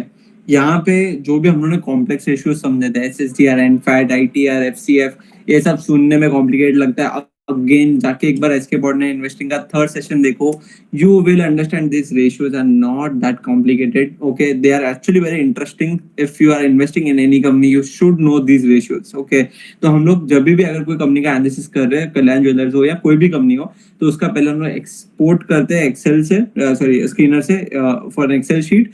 हम लोग का इन हाउस टेम्पलेट है, इसके अंदर हम लोग डाउनलोड करते हैं और ये रेशियोज हम लोग को ऑटोमेटिकली आ जाता है. ठीक है, ये रेशियोज खुद से भी कैलकुलेट किए जा सकते हैं और कैसे करते हैं वो हम लोगों ने वो सेशन में सिखाया है वगैरह. बट ये हम लोग सिंस इतने मास में हम लोग को एनालिसिस करना पड़ता है, तो हम लोग को एक टेम्पलेट बनाना पड़ा और हम लोग यूज करते हैं वो टेम्पलेट को. ठीक है, and just for in pro tip, this template is available to squad members for free. Growth, And, of course. growth squad, our clients for free. Okay, but उन लोग को usually analysis करने की जरूरत नहीं पड़ता, हम कर देते हैं उनके लिए. So these are the pro fundamentals that we look into: SSDR, NFAT, ITR, FCF, debt equity ratio, interest coverage ratio. ये सब ratios को initial sessions में सिखाया गया है. So do look into it, आपको और अच्छे से समझेगा ये सब चीजें. अभी आगे जाके क्या होता है, ये ratios का हम लोग ने एक ऐसा टेम्पलेट बनाया है. when you see this template, okay, when you see this template, तो इसमें आपको दिख रहा रहेगा कि हम लोगों ने डिजायरेबल क्राइटेरिया डाले कि हम लोग को एटलीस्ट चाहिए कि मिनिमम कोई कंपनी अगर अच्छा कर रहा है तो एटलीस्ट ये क्राइटेरिया को, मिनिमम क्राइटेरिया को मीट करेगा. 10% का सेल्स ग्रोथ होना चाहिए उसके अंदर, प्रॉफिट ग्रोथ 5% से ज्यादा होना चाहिए, मिनिमम है ये क्राइटेरिया. कितना भी प्रतीक, yes, I guess, क्योंकि हमने तो ट्राई किया है सबको. आई होप सब लोगों को स्क्रीन दिख रहा है guys. if yes, does do give us a thumbs up and और सब ठीक है, लोग भर दिया सब लोग thumbs up. Okay. Okay. So this is something जो डायरेक्टली आप जैसे ही एक्सपोर्ट करते हो तो ये सारे नंबर्स आपको डायरेक्टली आ जाते हैं. सारे कंपनीज, कोई भी कंपनीज आप स्क्रीनर में डालो और जैसे ही आप वो डालोगे उसका एक्सपोर्ट टू एक्सेल करोगे तो डायरेक्टली आपको ये नंबर्स फिल इन होके आएंगे. ठीक है, you don't have to manually fill in और देखना है कि स्ट्रेंथ है या नहीं. अगर ये 10% के नीचे इसका सेल्स ग्रोथ रहता तो यहाँ पे अपने आप वीकनेस दिखला आ जाता. ठीक है, so this is something we have created जो हम लोग का टाइम सेव करता है. ठीक है, and this is the fast financial analysis, जिससे हम लोग को एक ही स्क्रीन के अंदर, एक ही टैब में हम लोग को समझ में आ गया कि ये स्टॉक फाइनेंशियली इतना अच्छा कर रहा है नहीं कर रहा. ठीक है, अगर कर रहा है तो हम लोग को समझ में आता है कि क्या फर्दर एनालिसिस जरूरत है इसका, कि आने वाले क्वार्टर्स में भी क्या कर सकता है या नहीं कर सकता है, जिसके लिए क्वालिटेटिव मेजर्स देने पड़ते हैं. अब क्वालिटेटिव मेजर्स के ना, ओके, ठीक है, ये जो भी पार्ट्स है, credit rating report, con calls, share holder stability, मतलब कि प्रमोटर्स का जो स्टॉक्स है, वो लोग जितने भी शेयर्स होल्ड करते हैं वो अभी तक स्टेबली होल्ड कर रहे हैं या नहीं कर रहे हैं. मैनेजमेंट एनालिसिस, मतलब कि पीछे मैनेजमेंट ने कोई कांड किए हुए कि नहीं, स्कैम्स, फ्रॉड जैसा कुछ किया है कि नहीं, ये भी बहुत, ये सब क्वालिटेटिव मेजर्स आते हैं. क्वांटिटेटिव मेजर्स मतलब क्या, जो तुम नंबर से पढ़ सकते हो. ठीक है, sales growth, profit growth, debt है कि नहीं कंपनी में, एफसीएफ है कि नहीं, एफसीएफ मतलब फ्री कैश फ्लो है कि नहीं, कंपनी का फ्री कैश फ्लो होता है तो वो कंपनी आगे जाके कोई भी ऐसा कोविड जैसा समय आ गया 3-4 महीने का, बिजनेस में एकदम कठिन समय, तो बिना डेट लिए भी सर्वाइव कर पाता है. ठीक है, तो ऐसे टाइप के जो रेशियोज रहते हैं वो हम लोग चेक करते हैं कि कंपनी के पास वो है कि नहीं है. ठीक है, वो नहीं है तो क्यों नहीं है, आगे जाके होने वाला है कि नहीं, वो सब क्वालिटेटिव मेजर्स पे मालूम पड़ता है. क्वालिटेटिव मेजर्स मतलब कि आगे क्या होने वाला है उसके ऊपर फोकस करना. पास्ट तो हम लोग फास्ट कर लेते हैं. ठीक है, मतलब पास्ट के बारे में फास्ट फाइनेंशियल एनालिसिस हो जाता है ये टैब में से. ओके, बाकी क्वालिटेटिव क्राइटेरिया रहते हैं. अब भी आपने सीखा है credit rating report, con analysis, shareholder stability, management analysis भी बाकी के सेशंस में कवर किया हुआ है एसके बॉर्ड ने इन्वेस्टिंग के, जाके एक बार चेक करना. YouTube पे है available, everything is easily available. And एक छोटा सा और ऐसा क्राइटेरिया डालना चाहूंगा जहाँ पे हम लोग इसमें चार्ट्स भी बताते हैं. ठीक है, so this is the charts. अभी क्या होता है कि नंबर्स बहुत लोगों को डर लगता है. अरे मैथ्स मेरे को नहीं पसंद बाबा, अलजेब्रा, ज्योमेट्री. ठीक है, तो बहुत लोगों को मैथ्स नहीं पसंद या फिर वो नंबर्स देखना नहीं पसंद, तो हम लोग ने यही टेम्पलेट के अंदर एक छोटा सा चार्ट का भी फीचर डाला है और ये हम लोग हमारे रिसर्च रिपोर्ट में भी डालते हैं, जिसके अंदर हम लोग चार्ट की स्टोरी के हिसाब से समझाते हैं कि सेल्स कैसा बढ़ रहा है, ऑपरेटिंग प्रॉफिट में कोई दिक्कत है या नहीं. तो यहाँ पे से बहुत सिंप्लीफाइड वे में आपको सब समझ में आ जाता है. Okay, let's move towards the Kalyan Jewellers का. Okay. You just want the screener.in or या you want this, no? ये अपना क्या बोलते हैं presentation. Okay, just a minute.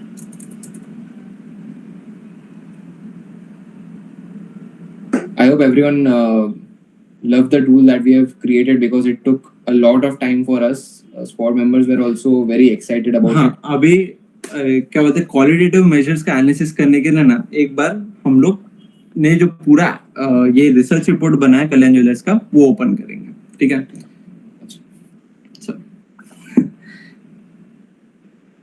जैसे आपने रिपोर्ट देखा था जिंका लॉजिस्टिक्स का, वैसे ही हम लोगों ने कल्याण ज्वेलर्स के ऊपर भी पूरा क्या बोलते हैं एक रिपोर्ट बनाया है, जाके एक बार वो आपको एनालिसिस करके दिखाते हैं कि कैसा दिखता है, ठीक है?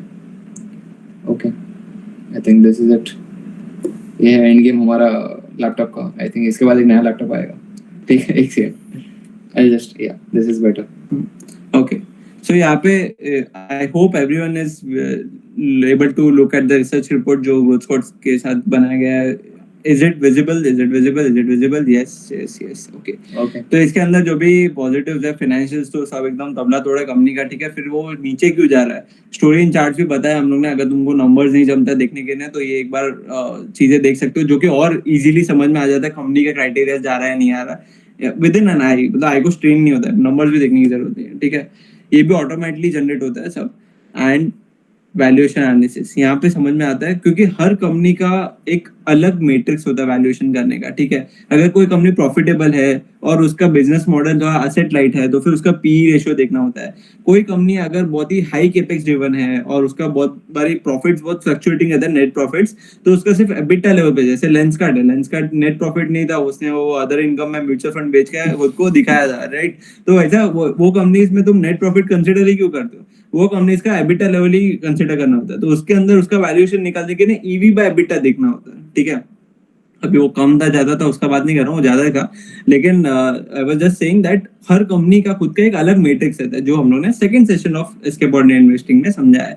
ये मैं बार बार बस इसके लिए याद दिला रहा हूँ ताकि अगर जो लोग ने नहीं देखा है कि एक बार चेक कर पाए और वो लोग कंफ्यूज नहीं हो कि कौन सा एपिसोड हम लोग चालू कर रहे हैं, ठीक है? इफ किसी को नहीं समझता कि कहाँ से क्या सर्च करना, सिर्फ YouTube पे जाके लिखो escape ordinary investing, you will get all the episodes over there and वहाँ पे सब कुछ अवेलेबल है. यहाँ पे पी रेशियो वाइज जो कंपनी हिस्टोरिकली जो पी रेशियो पे चल रहा था वो हिसाब से थोड़ा सा ओवर वैल्यूड है, एकदम ज्यादा ओवर वैल्यूड नहीं है. I think it is at 54 P and उसका मीडियन पी 47 है. अगर 47 पी पे आ जाता है फिर उसके नीचे आ जाता है देन स्टॉक जो हिस्टोरिकली जो वैल्यूएशन पर अवेलेबल था वो हिसाब से उसके एवरेज वैल्यूएशन पर आ जाएगा, ठीक है? अभी यहाँ पे नीचे एक बार और चेक करते हैं. ये है, ये I think this is the one of the best factors that you can सी. क्या होता है कि बहुत लोग जब भी कोई स्टॉक में सिग्निफिकेंट प्राइस मूवमेंट आता है, मतलब 10% ऊपर चले गए, 10% नीचे चला गया, ठीक है? तो तब जाके हमारे क्लाइंट हमारे पास आता है और हम लोग को बोलते हैं कि अरे what to do with this stock, मतलब it is going up, it is going down, ऐसा मतलब वो फैक्टर्स आ जाता है. तो हम लोग हमारे रिपोर्ट में यूजुअली ये एक सेक्शन इन्वॉल्व करता है जिसके अंदर हम लोग बताते हैं कि को बोलते हैं ना जो भी रीसेंट इवेंट, मतलब स्टॉक प्राइस में अगर तुमको लग रहा है कि बहुत अचानक से नीचे चला गया स्टॉक या फिर अचानक से ऊपर चला गया, तो उसका रीजन क्या है, क्या इवेंट्स हुआ है, फंडामेंटल इवेंट जिसकी वजह से कंपनी के अंदर इन्वेस्टर्स या तो बेच रहे हैं या तो खरीद रहे. What has happened, is it the actual concern जिसके वजह से तुमको भी कुछ रिएक्ट करना चाहिए या नहीं करना चाहिए?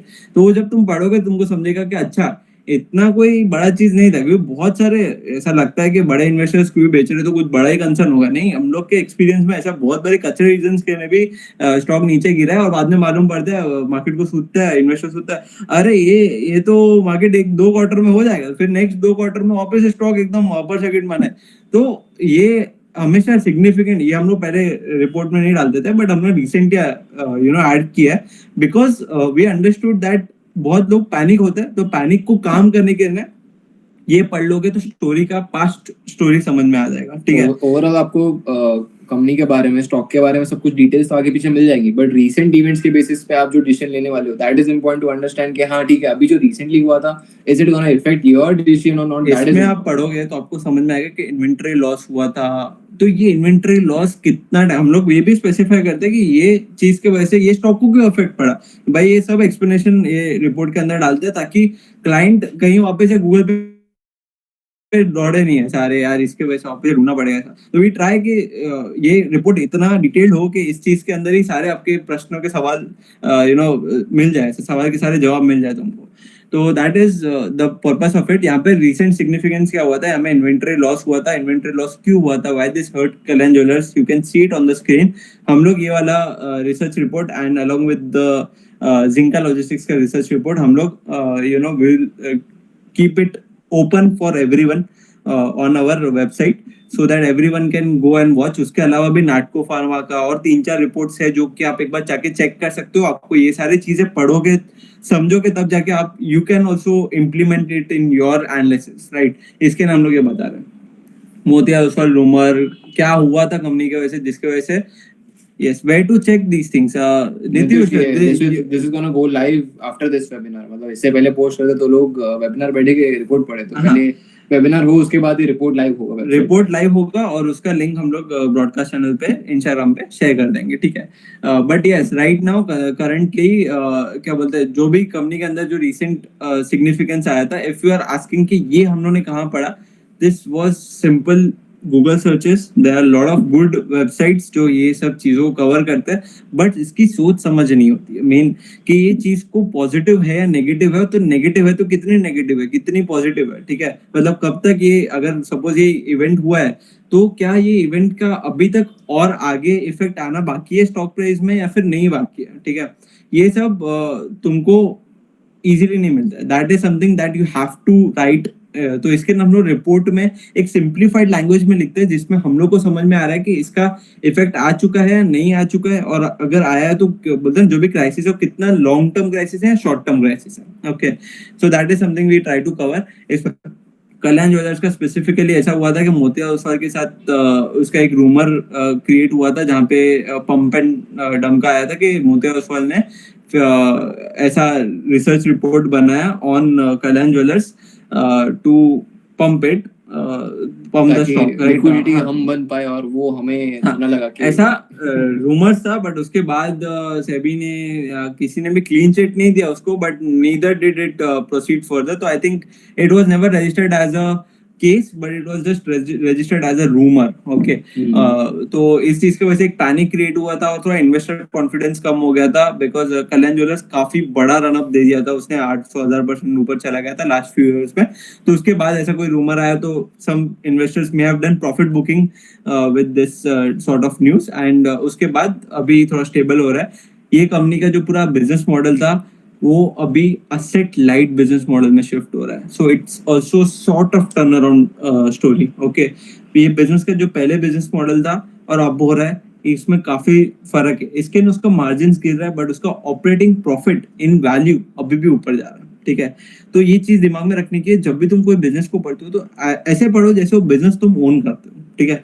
यार कोई धंधा तुम ओन करते हो तो उसको कितना तुम इन डेप्थ से पढ़ना चाहोगे, वैसे ही ऐसे बिजनेसेस को ऐसे पढ़ोगे. बिजनेस मॉडल चेंज हो रहा है, अच्छा ऐसे हो रहा है, ये मार्केट अभी नहीं देख पा रहा है, मे बी थोड़े टाइम बाद देखेंगे बड़े इन्वेस्टर्स, जब इसको री रेटिंग मिलेगा या क्रेडिट रेटिंग अपग्रेड मिलेगा तब इसमें नए इन्वेस्टर्स पार्टिसिपेट करेंगे. बट उसके पहले तो अगर तुम कर सकते हो, अच्छे वैल्यूएशन पर अवेलेबल है, तब कर दो, तुम थोड़ा बहुत बाय कर सकते हो, है ना. बट वो तब तुम समझ पाओगे when you read such reports और व्हेन यू आर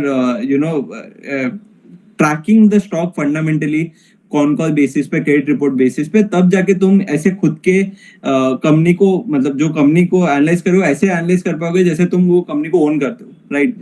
आगे जाके हम लोग ने नीचे और स्वॉट एनालिसिस रखा है. ये स्वॉट एनालिसिस अगेन क्वालिटेटिव मेजर्स पे दिए जाते हैं, ना कि क्वांटिटेटिव मेजर्स पे. कंपनी को क्रेडिट रेटिंग अपग्रेड भी मिला है 17 जुलाई को. ओके, आगे वीकनेसेस भी है कंपनी के अंदर, क्या हो रहा है, लो मार्जिन क्यों हो रहे हैं, इन्वेंटरी रिस्क है कंपनी के ऊपर, high employ attribution in marketing, मतलब कि एम्प्लॉयज छोड़ के जाते रहते हैं कंपनी को, ठीक है. Okay, there are lot of things to read in this and we will post this report for free on broadcast channel. जाके एक बार खुद से अच्छे से पढ़ लेना. अभी आगे मेन है ये management guidance and future outlook, the one of the most important part of the whole report. जो क्वालिटेटिव मेजर्स बोला हम लोग ने कि एनालिसिस करने के टाइम पे, अभी हम लोग क्यों एनालिसिस लाइव एक्चुअली में नहीं कर रहे, उसका रीजन ये है कि हम लोग को तो 2 हफ्ते लग जाएंगे, ठीक है. तो 2 हफ्ते बेटर हो गए वेबिनार पे. तो ये चीज है कि management guidance and future outlook हम लोग ने पूरा एनालिसिस करके रखा है. इसका लाइव एनालिसिस समझा रहे आपको कि कैसे किया था, ठीक है. तो कॉन कॉल्स वगैरह पढ़ा तो उसमें समझ में आया कि मैनेजमेंट ये गाइड कर रहा है कि हमारा अभी जो बिजनेस मॉडल है उसके अंदर मार्जिन थोड़ा नीचे जाएगा, ठीक है. बट हम लोग का फिर भी ऑपरेटिंग प्रॉफिट में ग्रोथ आते रहेगा, क्योंकि हम लोग हमारा बिजनेस मॉडल शिफ्ट कर रहे हैं, ठीक है। एंड जो बिजनेस मॉडल में शिफ्ट हो रहा है वहां पे वो हिसाब से थोड़ा क्या बोलते हैं, मार्जिन डिप्लॉय क्या बोलते हैं, रिड्यूस होना स्वाभाविक है, वो बिजनेस मॉडल के हिसाब से। And debt reduction, company is focusing on debt reduction as well. Margins अभी जो है वो 6-7% के बीच में गाइडेड है बेटा मार्जिन, ठीक है। एंड मैनेजमेंट का एक्यूरेसी क्या है, यू कैन सी यहाँ पे हम लोगों ने एक्यूरेसी गाइडेंस लिखा है 70%। मतलब 70% ऑफ द टाइम मैनेजमेंट ने जो कॉन कॉल में बताया है वो आगे आने वाले क्वार्टर्स में हुआ है। मतलब अगर सपोज बोला है कि हम 2 क्वार्टर में ये हमारा गोल है वो अचीव करेंगे, तो 2 क्वार्टर में 70% ऑफ द टाइम हम लोगों ने अचीव किया है, which is a good thing. I think हमारा पर्सनल क्राइटेरिया रहता है हम लोग 70 to 75% वाले कंपनीज प्रेफर करते हैं, एटलीस्ट मिनिमम हो। 90-95% वाले तो क्या ही बात है, ठीक है, होते कम है, लेकिन there are some companies that have that kind of management guidance accuracy as well, ठीक है। आई जस्ट वॉन्ट टू से कि ये क्वालिटेटिव मेजर्स और जो क्वांटिटेटिव मेजर्स जो तुमने देखा फाइनेंशियल एनालिसिस में, SSGR, pro fundamental, sales growth, ये सब कंबाइन करके एक रिपोर्ट बनता है, एक व्यू सेट होता है कंपनी के ऊपर। हमारे क्लाइंट्स है, लाखों करोड़ों रुपए इन्वेस्ट कर रहे हैं कोई स्टॉक में, ठीक है। हम लोग उनको सिर्फ बाहर से चार्ट देख के नहीं बता सकते ना कि अरे सपोर्ट पे है, ले लो लॉन्ग टर्म के लिए, है ना। वैसे नहीं रहता। हम लोग अगर कोई कंपनी का फंडामेंटल पोटेंशियल नहीं है, या फिर फंडामेंटल पोटेंशियल आगे आके 2-3 क्वार्टर में आने वाला है, तो हम लोग उस तरीके से उसको गाइड करते हैं, ठीक है। That is how you should also look at your stocks. If you are owning a long term stock, own it like you own the business, ठीक है। You own the business, entrepreneur हो, ठीक है। तो उस तरीके से उसको ओन करो कि you really want to like own the, you have, भाई मेरे बैंक में 40,000 करोड़ है अभी, और मेरे को अगर कल्याण ज्वेलर्स खरीदना है करंट मार्केट कैप पे, तो मैं क्या खरीदूंगा कि नहीं खरीदूंगा उसको, उस तरीके से उसको देखना पड़ेगा, ठीक है। एंड वी होप ये पूरा जो सेशन था वो तुमको थोड़ा हेल्प करे समझने के लिए उस सब चीजों के बारे में। And we conclude this webinar right here and start the Q&A session. अगर सबको पूरा वेबिनार समझा, please give us a thumbs up so that we can move forward. Give us a thumbs up, guys. Give us a thumbs up. Even I was so much invested कि किशन क्या बोल रहा है. Okay, what a report, what a analysis and everything. Lovely job, boy. First of all, I would say अरे नहीं बहुत अच्छी मेहनत की भी है टीम ने ये. Okay, let us check all the Q&A. Let us open. Just a minute, guys. And are you holding Kalyan? No. Actually हम लोग हर रिपोर्ट के नीचे लिखते हैं that do we hold the stock or not. So we are currently not holding Kalyan because we think थोड़ा और buy with caution उसका हम लोग ने दिया है. We have little less risk appetite currently. तो हम लोग ने उस हिसाब से उसको ऐसा रखा है कि अगर P रेशियो 40s में आ जाता है, 35-40s में आ जाता है, तब हम लोग उसको accumulate करने जाएंगे. Naman, let's not spam the chat box. So Views on BBDC, RR, we are Karnataka. भाई ChatGPT थोड़ी है. We Exactly. See there are a lot of companies that we don't know, Naman, about like we don't have in our portfolio, so we can't speak about them directly right away. तो हम लोग अगर ये stocks को कभी analyze करते हैं, we'll make content on them maybe, and we can share it with our Instagram family as well. How do you do sector analysis? So sector analysis is a very complicated thing because कोई sector में ऐसा होता है कि you have to find the winners. तो we try to prefer to do first the company analysis and then उसमें देखते हैं कि उस sector का कितना अच्छा scope है. Okay. ऐसे नहीं कि सेक्टर का अच्छा स्कोप है उसके हिसाब से company. That is the bottom up approach we adopt. Okay, bottom up approach में क्या होता है, ये पहले तुम अच्छी कंपनी ढूंढते हो, फिर उसका वो जो सेक्टर में ऑपरेट करती है वो सेक्टर का पोटेंशियल ढूंढते हो, ठीक है. टॉप डाउन अप्रोच में पहले तुम सेक्टर के ऊपर फोकस करते हो, फिर तुम स्टॉक के ऊपर फोकस करते हो. तो वी ऑलवेज, जो भी बड़े बड़े इन्वेस्टर्स है, in fact Warren Buffett, Rakesh Jhunjhunwala, सब लोग bottom down approach, bottom up approach अपनाते हैं because that is more reliable. GS में स्विंग्स भी देते हो क्या? Yes of course, definitely. But yes sir, swings 3 type के स्विंग्स होते हैं. एक होता है शॉर्ट स्विंग होता है, एक होता है मीडियम स्विंग. मतलब कि उनके होल्डिंग पीरियड 1 to 3 मंथ्स में होता है, and those are practically just picked on the basis of technical charts. उसमें फंडामेंटल यूज नहीं करते. एक टाइप के स्विंग्स होते हैं जो होते हैं 3 to 12 मंथ्स होल्ड करने वाले. उसके अंदर हम लोग फंडामेंटल्स चेक करते हैं, and those are long swings. Okay, जो 3 to 12 मंथ्स होल्ड करने होते हैं. So yeah we do give swings in swings to growth for members. Con calls कैसे ज्वाइन करना है. कॉन कॉल ज्वाइन करने के लिए यू कैन सी कि मैनेजमेंट जब भी कॉन कॉल रखता है तो उसमें एक अनाउंसमेंट होता है एंड वहाँ पे एक लिंक क्रिएट होती है, तो वहाँ पे आप लिंक को क्लिक करके you can join the analysis, जो the con call. Any books for trader or investor? I think the best book I can recommend are the two books that I still recommend. भाई सालों हो गए वो books को पढ़े, but वो books अभी भी evergreen है. One is Value Investing and Behavioral Finance by Parag Parikh, and second is Peter Lynch का One Up on Wall Street. पहली बुक पढ़ ली तो आपको आधा स्टॉक मार्केट तो समझ जाएगा इंडिया का Yes. कैसे चलता है, क्या होता है. How to understand sector rotation? Mohit, to be honest, even promoters of the company don't understand sector rotation at times. You will see Bajaj Auto recently, I think 2024 में उसने बायबैक ऑफर डाला था मैनेजमेंट ने, ये सोच के कि आगे आने वाले टाइम में बिजनेस बहुत अच्छा करेगा सेक्टर वाइज, ठीक है. But what happened next, market crashed and auto sales also declined, उसका इन्वेंटरी बढ़ने लग गया.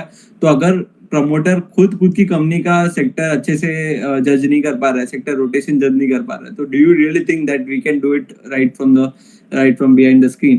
So sector rotation होता रहता है. If you are actually focusing on fundamentals or long term, then don't try to time the sectors. Okay, try to time the logic. Okay, कि इस time पे अगर ये सब चल रहा है तो आगे जाके भी क्या आज से 10 साल पहले कोई एक बिजनेस अच्छा कर रहा है, क्या चांसेस है वो सेक्टर आज से 10 साल बाद भी अच्छा करेगा? If the answer is yes, then you are affirmative on the sector. That's it. Daily classes नहीं होती हमारी आदित्य.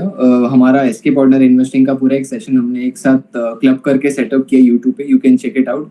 ये सेशन हम लोगों ने काफी टाइम बाद लिया, तो इसको भी हम लोग क्लब करेंगे वहाँ पे, and we will add the link of it on Instagram broadcast channel. Do check it out. वहाँ से आप पूरा एक साथ सेशंस बैठ सकते हो. It will be helpful for Do you think the renewable sector has reached its peak?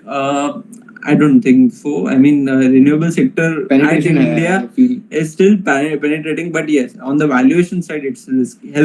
Okay, on the fundamental side, it has a lot of implementation behind left, but I think the execution is going to be slow and stock price पहले ही बहुत भाग गया. 100 रुपए की चीज 200 की मिल रही है, वो हम लोग वैसा लेना नहीं पसंद What करते. should be the minimum capital I should bring with you for decent gains?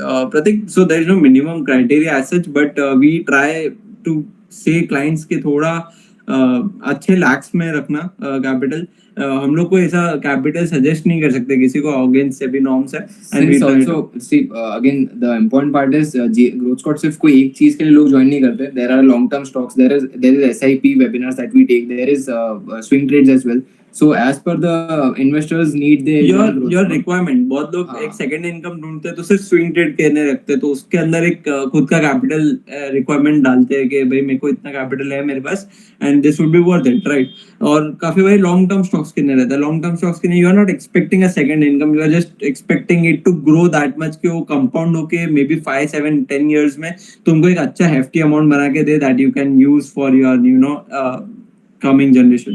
So उस चीज के ऊपर रहता है. And there's so many questions that I am missing a lot of them. Okay, how much fees for joining Growth Squad? I think we are at a very nominal stage right now.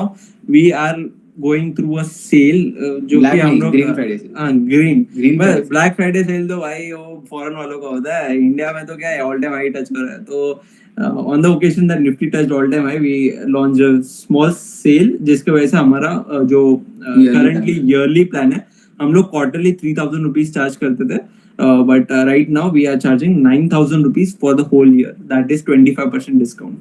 What are your thoughts on crypto? Hardik, actually crypto में I think there's no fundamentals to read. The problem is that okay, you can read Underlying technicals asset and everything, की- but underlying asset का जो penetration रहता है वो अब तक मेरे को strong दिखा नहीं अब तक इंडिया में.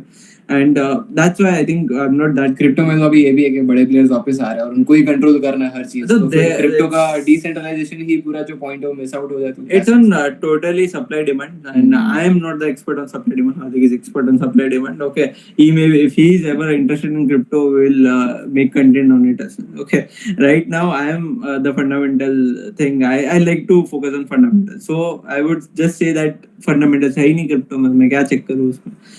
Frequency of swing trades you suggest. So there is no fixed frequency. I would say what happens is that अगर मार्केट अच्छे मोमेंटम में ब्रॉडर लेवल पे तो अच्छे स्विंग्स मिलते रहते हैं, we give more frequent swings. और अगर मार्केट थोड़ा डाउनवर्ड मोमेंटम है तो we try to focus on long swings जो 3 to 12 मंथ्स होल्ड कर सकते हैं, एंड उनके क्वार्टर्स अच्छे आने वाले हैं ऐसे एक्सपेक्टेड है, तो फिर वैसे टाइप के स्विंग्स हम लोग होल्ड करने जाते हैं। So that's how works. No particular type of swings, but we try के at least 15 to 20 swings active रहे when anyone is joining. Okay. Uh, Virat 100 हो गया. I think congratulations. What about commodities market? Sure, good question. Commodities market के ऊपर, but we think we again on SEBI restrictions. Sorry to say, but we cannot deal in commodities. What is your view on futures and options? ठीक है ना क्या? How do you pick stocks for swing? There is a very different webinars and sessions coming out soon for those things. अगर तुमको swing trading में इतना interest है तो एक कंटेंट बनाएंगे हम लोग, उसके ऊपर जम के कमेंट करना, हम लोग को समझ में आ जाएगा कि स्विंग का अगर इतना ही डिमांड है ना तो will launch a different separate course on the swings. ठीक है, उसमें टेक्निकल एनालिसिस पूरा फोकस रहेगा, सप्लाई डिमांड कैसे जज करना होता है, कैसे एक्यूरेसी उसमें रहता है, ये वो। ठीक है, Mohit is asking how do you pick stocks? How do you pick stocks for swing? So there are different criteria. काफी बार इसमें सिर्फ मतलब सिंपल बात में तो इतना ही होता है कि स्क्रीनर्स रेडी रहते हैं। अगर शॉर्ट टर्म है तो फिर उसके अलग अलग इंडिकेटर्स एक्टिवेट होते हैं। अगर लॉन्ग स्विंग्स है तो फिर उसके हम लोग फंडामेंटल्स भी क्रॉस चेक करते हैं।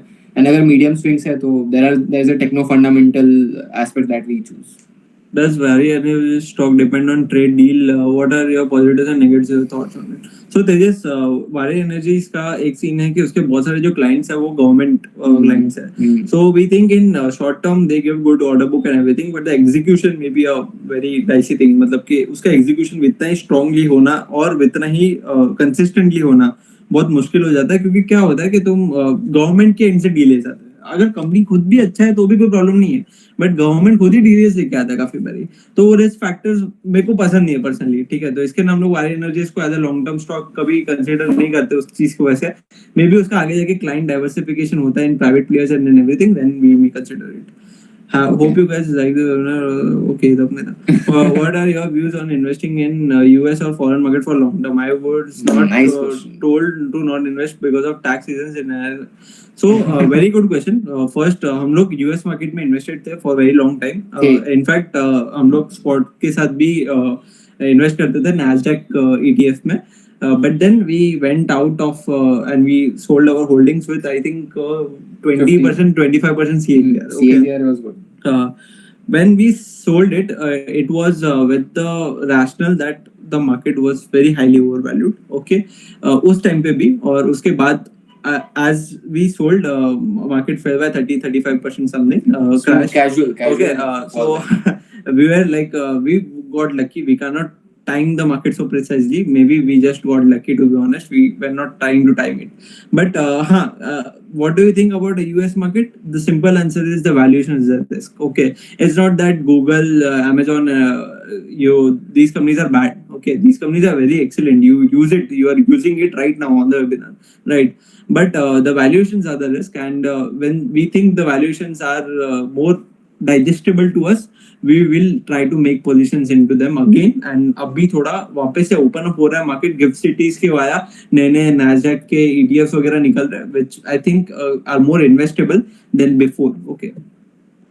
Views on Tata Motors. Tata Motors is going through competition risk. उसका JLR जो सबसे बड़ा segment revenue contributor था, उसके ऊपर हमने प्रॉपर एक ब्लॉग भी लिखा है. You can read it on our website. हमने पूरा कैसे समझा है टाटा मोटर्स, टाटा पावर, टाटा एलेक्सी, तीनों का बहुत इन डिटेल ब्लॉग लिखा है. एक बार जाके वो पढ़ोगे तो तुमको समझ में आएगा कि टाटा का क्या, हमारा क्या व्यू है टाटा के ऊपर, and why do we think we are still holding back on adding Tata motors. It's been years we have analyzed it. हम लोग ने लास्ट 2020 में उसको एड बैक किया था, उसके बाद हम लोग ने अभी तक एड बैक नहीं किया, although it has fallen 40-50%. We are waiting for some fundamental reversals in it. मतलब कि जो improvements हम लोग को चाहिए, if those comes we will try to add it in our portfolio. We on all upcoming IPOs. I think IPOs का तो हम लोग update डाल देंगे podcast पे. We will keep you guys updated on the broadcast channel with the IPOs. We'll come up with all the reels again. Nasdaq ने last 5 months में 50% rally दिया, Dow Jones also around 30%. So if correction comes in US market, do you think after? So I think Nasdaq हो या S&P 500 हो, I think US markets have rallied because of the top 7 companies. If you if you just kick out those top 7 companies, Tesla, Amazon, Meta वो एक वगैरह, framework आया ना जिसमें वो सब पैसे एक दूसरे को पास ऑन कर रहे हाँ, हैं if you kick out those companies, I think markets have not rallied as much. And a lot of people may not know this, but there has been a phase in Nasdaq between 2000, when the dot-com bubble burst, to 2014. Stock Nasdaq didn't give any new high. काफी खतरनाक 14 consolidation. years of consolidation period. 14 years is enough for people to die in teenagers these days, right? So it's just these phases are also part of the markets. When you look at Nasdaq, you cannot be just attracted to the returns. You have to see the valuations as well, and what valuations you are trying to get into the market. And when we think the valuations are वो एक buffet ratio होता है, if that becomes comfortable, I think overall market would have been cooled down in US, and when that happens, we think we may consider it. अभी कहने तो नहीं भाई, आप लाइव ट्रेड लेते हो क्या? अरे भाई सेबी लिस्टेड है Seven live listed trade करेंगे people तो cannot take live trades. It's a restriction हाँ, from the same. it's a important part Is क्योंकि this competitive is this DCF framework still relevant? Darshan, I don't think it is very relevant, but it can be considered as a woohoo analysis. Where if you are not doing any analysis, it's better to go for DC. Okay, कुछ नहीं से something is better than nothing. If you are doing nothing, then it's better. Lakshya is asking ETF or MF. तो What ETF about? नहीं ETF or MF. I prefer MF. Although I know expense ratio वगैरह लगता है थोड़ा बहुत, but I think ETFs only to funds that are not available with mutual fund. Okay, जैसे कि Nasdaq हो गया, उसका कोई फंड अवेलेबल नहीं था तो हम लोग को ETF लेना पड़ा था, ठीक है. तो वैसे हम लोग प्रेफर करते हैं म्यूचुअल फंड. उसका रीजन ये है कि ETF लेते तो सीधा पोर्टफोलियो में दिखता है, ठीक है. वो क्या होता है कि आज नहीं पर 5-10 साल बाद बहुत बड़ा रकम बन गया, since you are doing SIP into it, तो कैसा होता है कि तब बेचने का जरूरत पड़ सकता है. कोई क्राइसिस आ गया लाइफ में, कुछ हो गया, तो बहुत ऐसा लगता है कि बेच दे वगैरह, अगर आंखों के सामने रहेगा. We don't like to mix it. हाँ, तो we try to keep our mutual fund investment या SIP investment very different than our portfolio. मतलब पोर्टफोलियो अलग ही चलाता है हम लोग ऐसा, जो लॉन्ग टर्म पोर्टफोलियो रहता है वो. Option selling in stocks, please explain. Deepak, we are not into primarily option selling or option buying, to be honest. We try to focus on equity markets, जो थोड़े considerably उसमें expiry नहीं होती है, तो we like that. मतलब expiry वाला काम कैसा होता है कि थोड़ा टाइम करना हो गया कि 3 महीने के अंदर ये चीज होनी चाहिए, 2 महीने के अंदर ये चीज होनी चाहिए, ठीक है. वो सिर्फ hedging पर्पस के लिए हम लोग ऑप्शंस यूज करते हैं, but never for investing purpose right now. Your experience with Stocks Card? It's Stocks been card, good. Stocks card तो ठीक है ऐसे मतलब as a client है वो. It's good. We if AI bubble burst like Michael Burry is betting, what will be the impact on Indian stock market? Your view. So Tejas, I think we have also made a reel very recently on it, and we don't think the India में कोई AI bubble है. I mean, it can bring a short-term dip into the market, but that would be just a good discount to grab. Because latest वाला जो reel डाला है वो हाँ, because I don't think India में balloon भी फूला है AI का कि AI के बेसिस पे इंडिया में बहुत बड़ा क्राइसिस आ जाए. DIs retailers are also active in market yet, तो मेरे को नहीं लगता कि कोई बड़ा एकदम 40-50% का डिप आ जाए या फिर बहुत बड़ा कंसोलिडेशन पीरियड आ जाए. 6-8 महीने का, 1 साल का थोड़ा कंसोलिडेशन पीरियड आएगा, बट अगेन वहां से अगर मार्केट में बबल बर्स्ट हुआ है तो पैसे फ्री अप होंगे इतने सारे, फिर एमर्जिंग मार्केट्स में आने, तो तब FIs कम भाव में खरीदने आएंगे, तब उसके पहले तुम खरीद के रख लो तो अच्छा है. Okay, I guess last question of the day would be, okay, yes, too much interested in swing trade webinar, how to select stocks. Of course, don't worry, Mohit will take on We'll it. take different उसका response matter करेगा. Yeah, Okay. of course, I know technicals में हमेशा thrill रहता है लोगों को, तो they will always be a part of it. Is So it last question. possible? Okay, last question. Whatever. Is it possible to get 15-20% CAGR return 15-20 years? Definitely. अभी इतना तो मतलब होना ही चाहिए. आई थिंक इन्वेस्टिंग, हम लोग कोई भी अगर स्टॉक एनालिसिस कर रहे हैं वो, तो वी एक्सपेक्ट 15-20% रिटर्न्स. हाँ, अगर कैपिटल बहुत बड़ा है, 100 करोड़ 500 करोड़ का कैपिटल है, तो उसके ऊपर इतना रिटर्न दिखाना मुश्किल हो जाता है काफी बारी, क्योंकि कंपनीज कम हो जाती है इन्वेस्ट करने के लिए. तब तुम थोड़ा you try to play it safe as well. India में आज के टाइम पे 10 से 12% तो बॉन्ड दे देते हैं, राइट, ए रेटेड बॉन्ड्स. तो I don't think 15-20% is anything impossible. It is quietly possible. A really great session today. Generally appreciate. Thank you. In a time where Insta YouTube are flooded with trading chart content just for views, sharing real Concor insights and investing focused thinking is rare. And doing it is a free है जिंदा genuinely great initiative. Thank you, So Nitish. two minutes to share a bit from my own experience with Concors, the whole techno fund approach. Nitish, I think Definitely. sign off के time पे थोड़ा मुश्किल, but you can do this thing. आप हमें DM drop कर दो. We'll check on it. Personally, we'll check on it and then share it ahead with the team. अगर This is something that आपका is व्यू shareable. आपका view जो भी है हम लोग को या तो आप व्हाट्सएप पे भी you can reach out to the growth squad as well and दूसरा अप्रोच है जहाँ पे आप हम लोग को क्या बोलते हैं डीएम कर DM दो कर सकते हो. And DM if it is very difficult, you can always WhatsApp on the GS, and of course make sure that थोड़ा बोलो के Nitish करे हो ताकि थोड़ा team refer जस्ट करे. गिव एन इंट्रोडक्शन हम लोग क्या करेंगे आपका पूरा व्यू पढ़ लेंगे right now we actually anticipated 4 o'clock तक सेशन चलेगा 4:30 हो गया almost so we are in bit hurry but please drop it we are very keen to understand your A lot of point our- of view on the con calls and our- everything right तो अगर हमको अच्छा लगा हम लोग story पे separately आपका नाम मेंशन करके स्टोरी बनाएंगे उस चीज के ऊपर that you know this client has shared this view and we love We love Okay. to do those things. So Yeah. okay, I hope everyone loved this session, and I hope सब लोगों को con calls, all the research report, credit rating report, everything you guys loved it. Give us a great thumbs up so that we can we can end conclude this session and we Yes. hope give us a thumbs up strong वाला ताकि पीछे फटाके भी फूटे यार. Come on, थोड़ा फटाके फूटने चाहिए. किधर है हमारे फटाके? नहीं फूट रहा. I think बंद है आज वो इस पे सब बंद है. Okay. हैप्पी दिवाली चलो Happy Diwali. Okay, thank you अभी आपने हमारे लिए फटाके फोड़ दिए पीछे. Okay, bye Thanks bye. guys. Yes, Rajpal, Have a don't good worry. weekend. Recording मिल जाएगी. नीतीश विराट की celebrate सेंचुरी कर रहे ये हैं।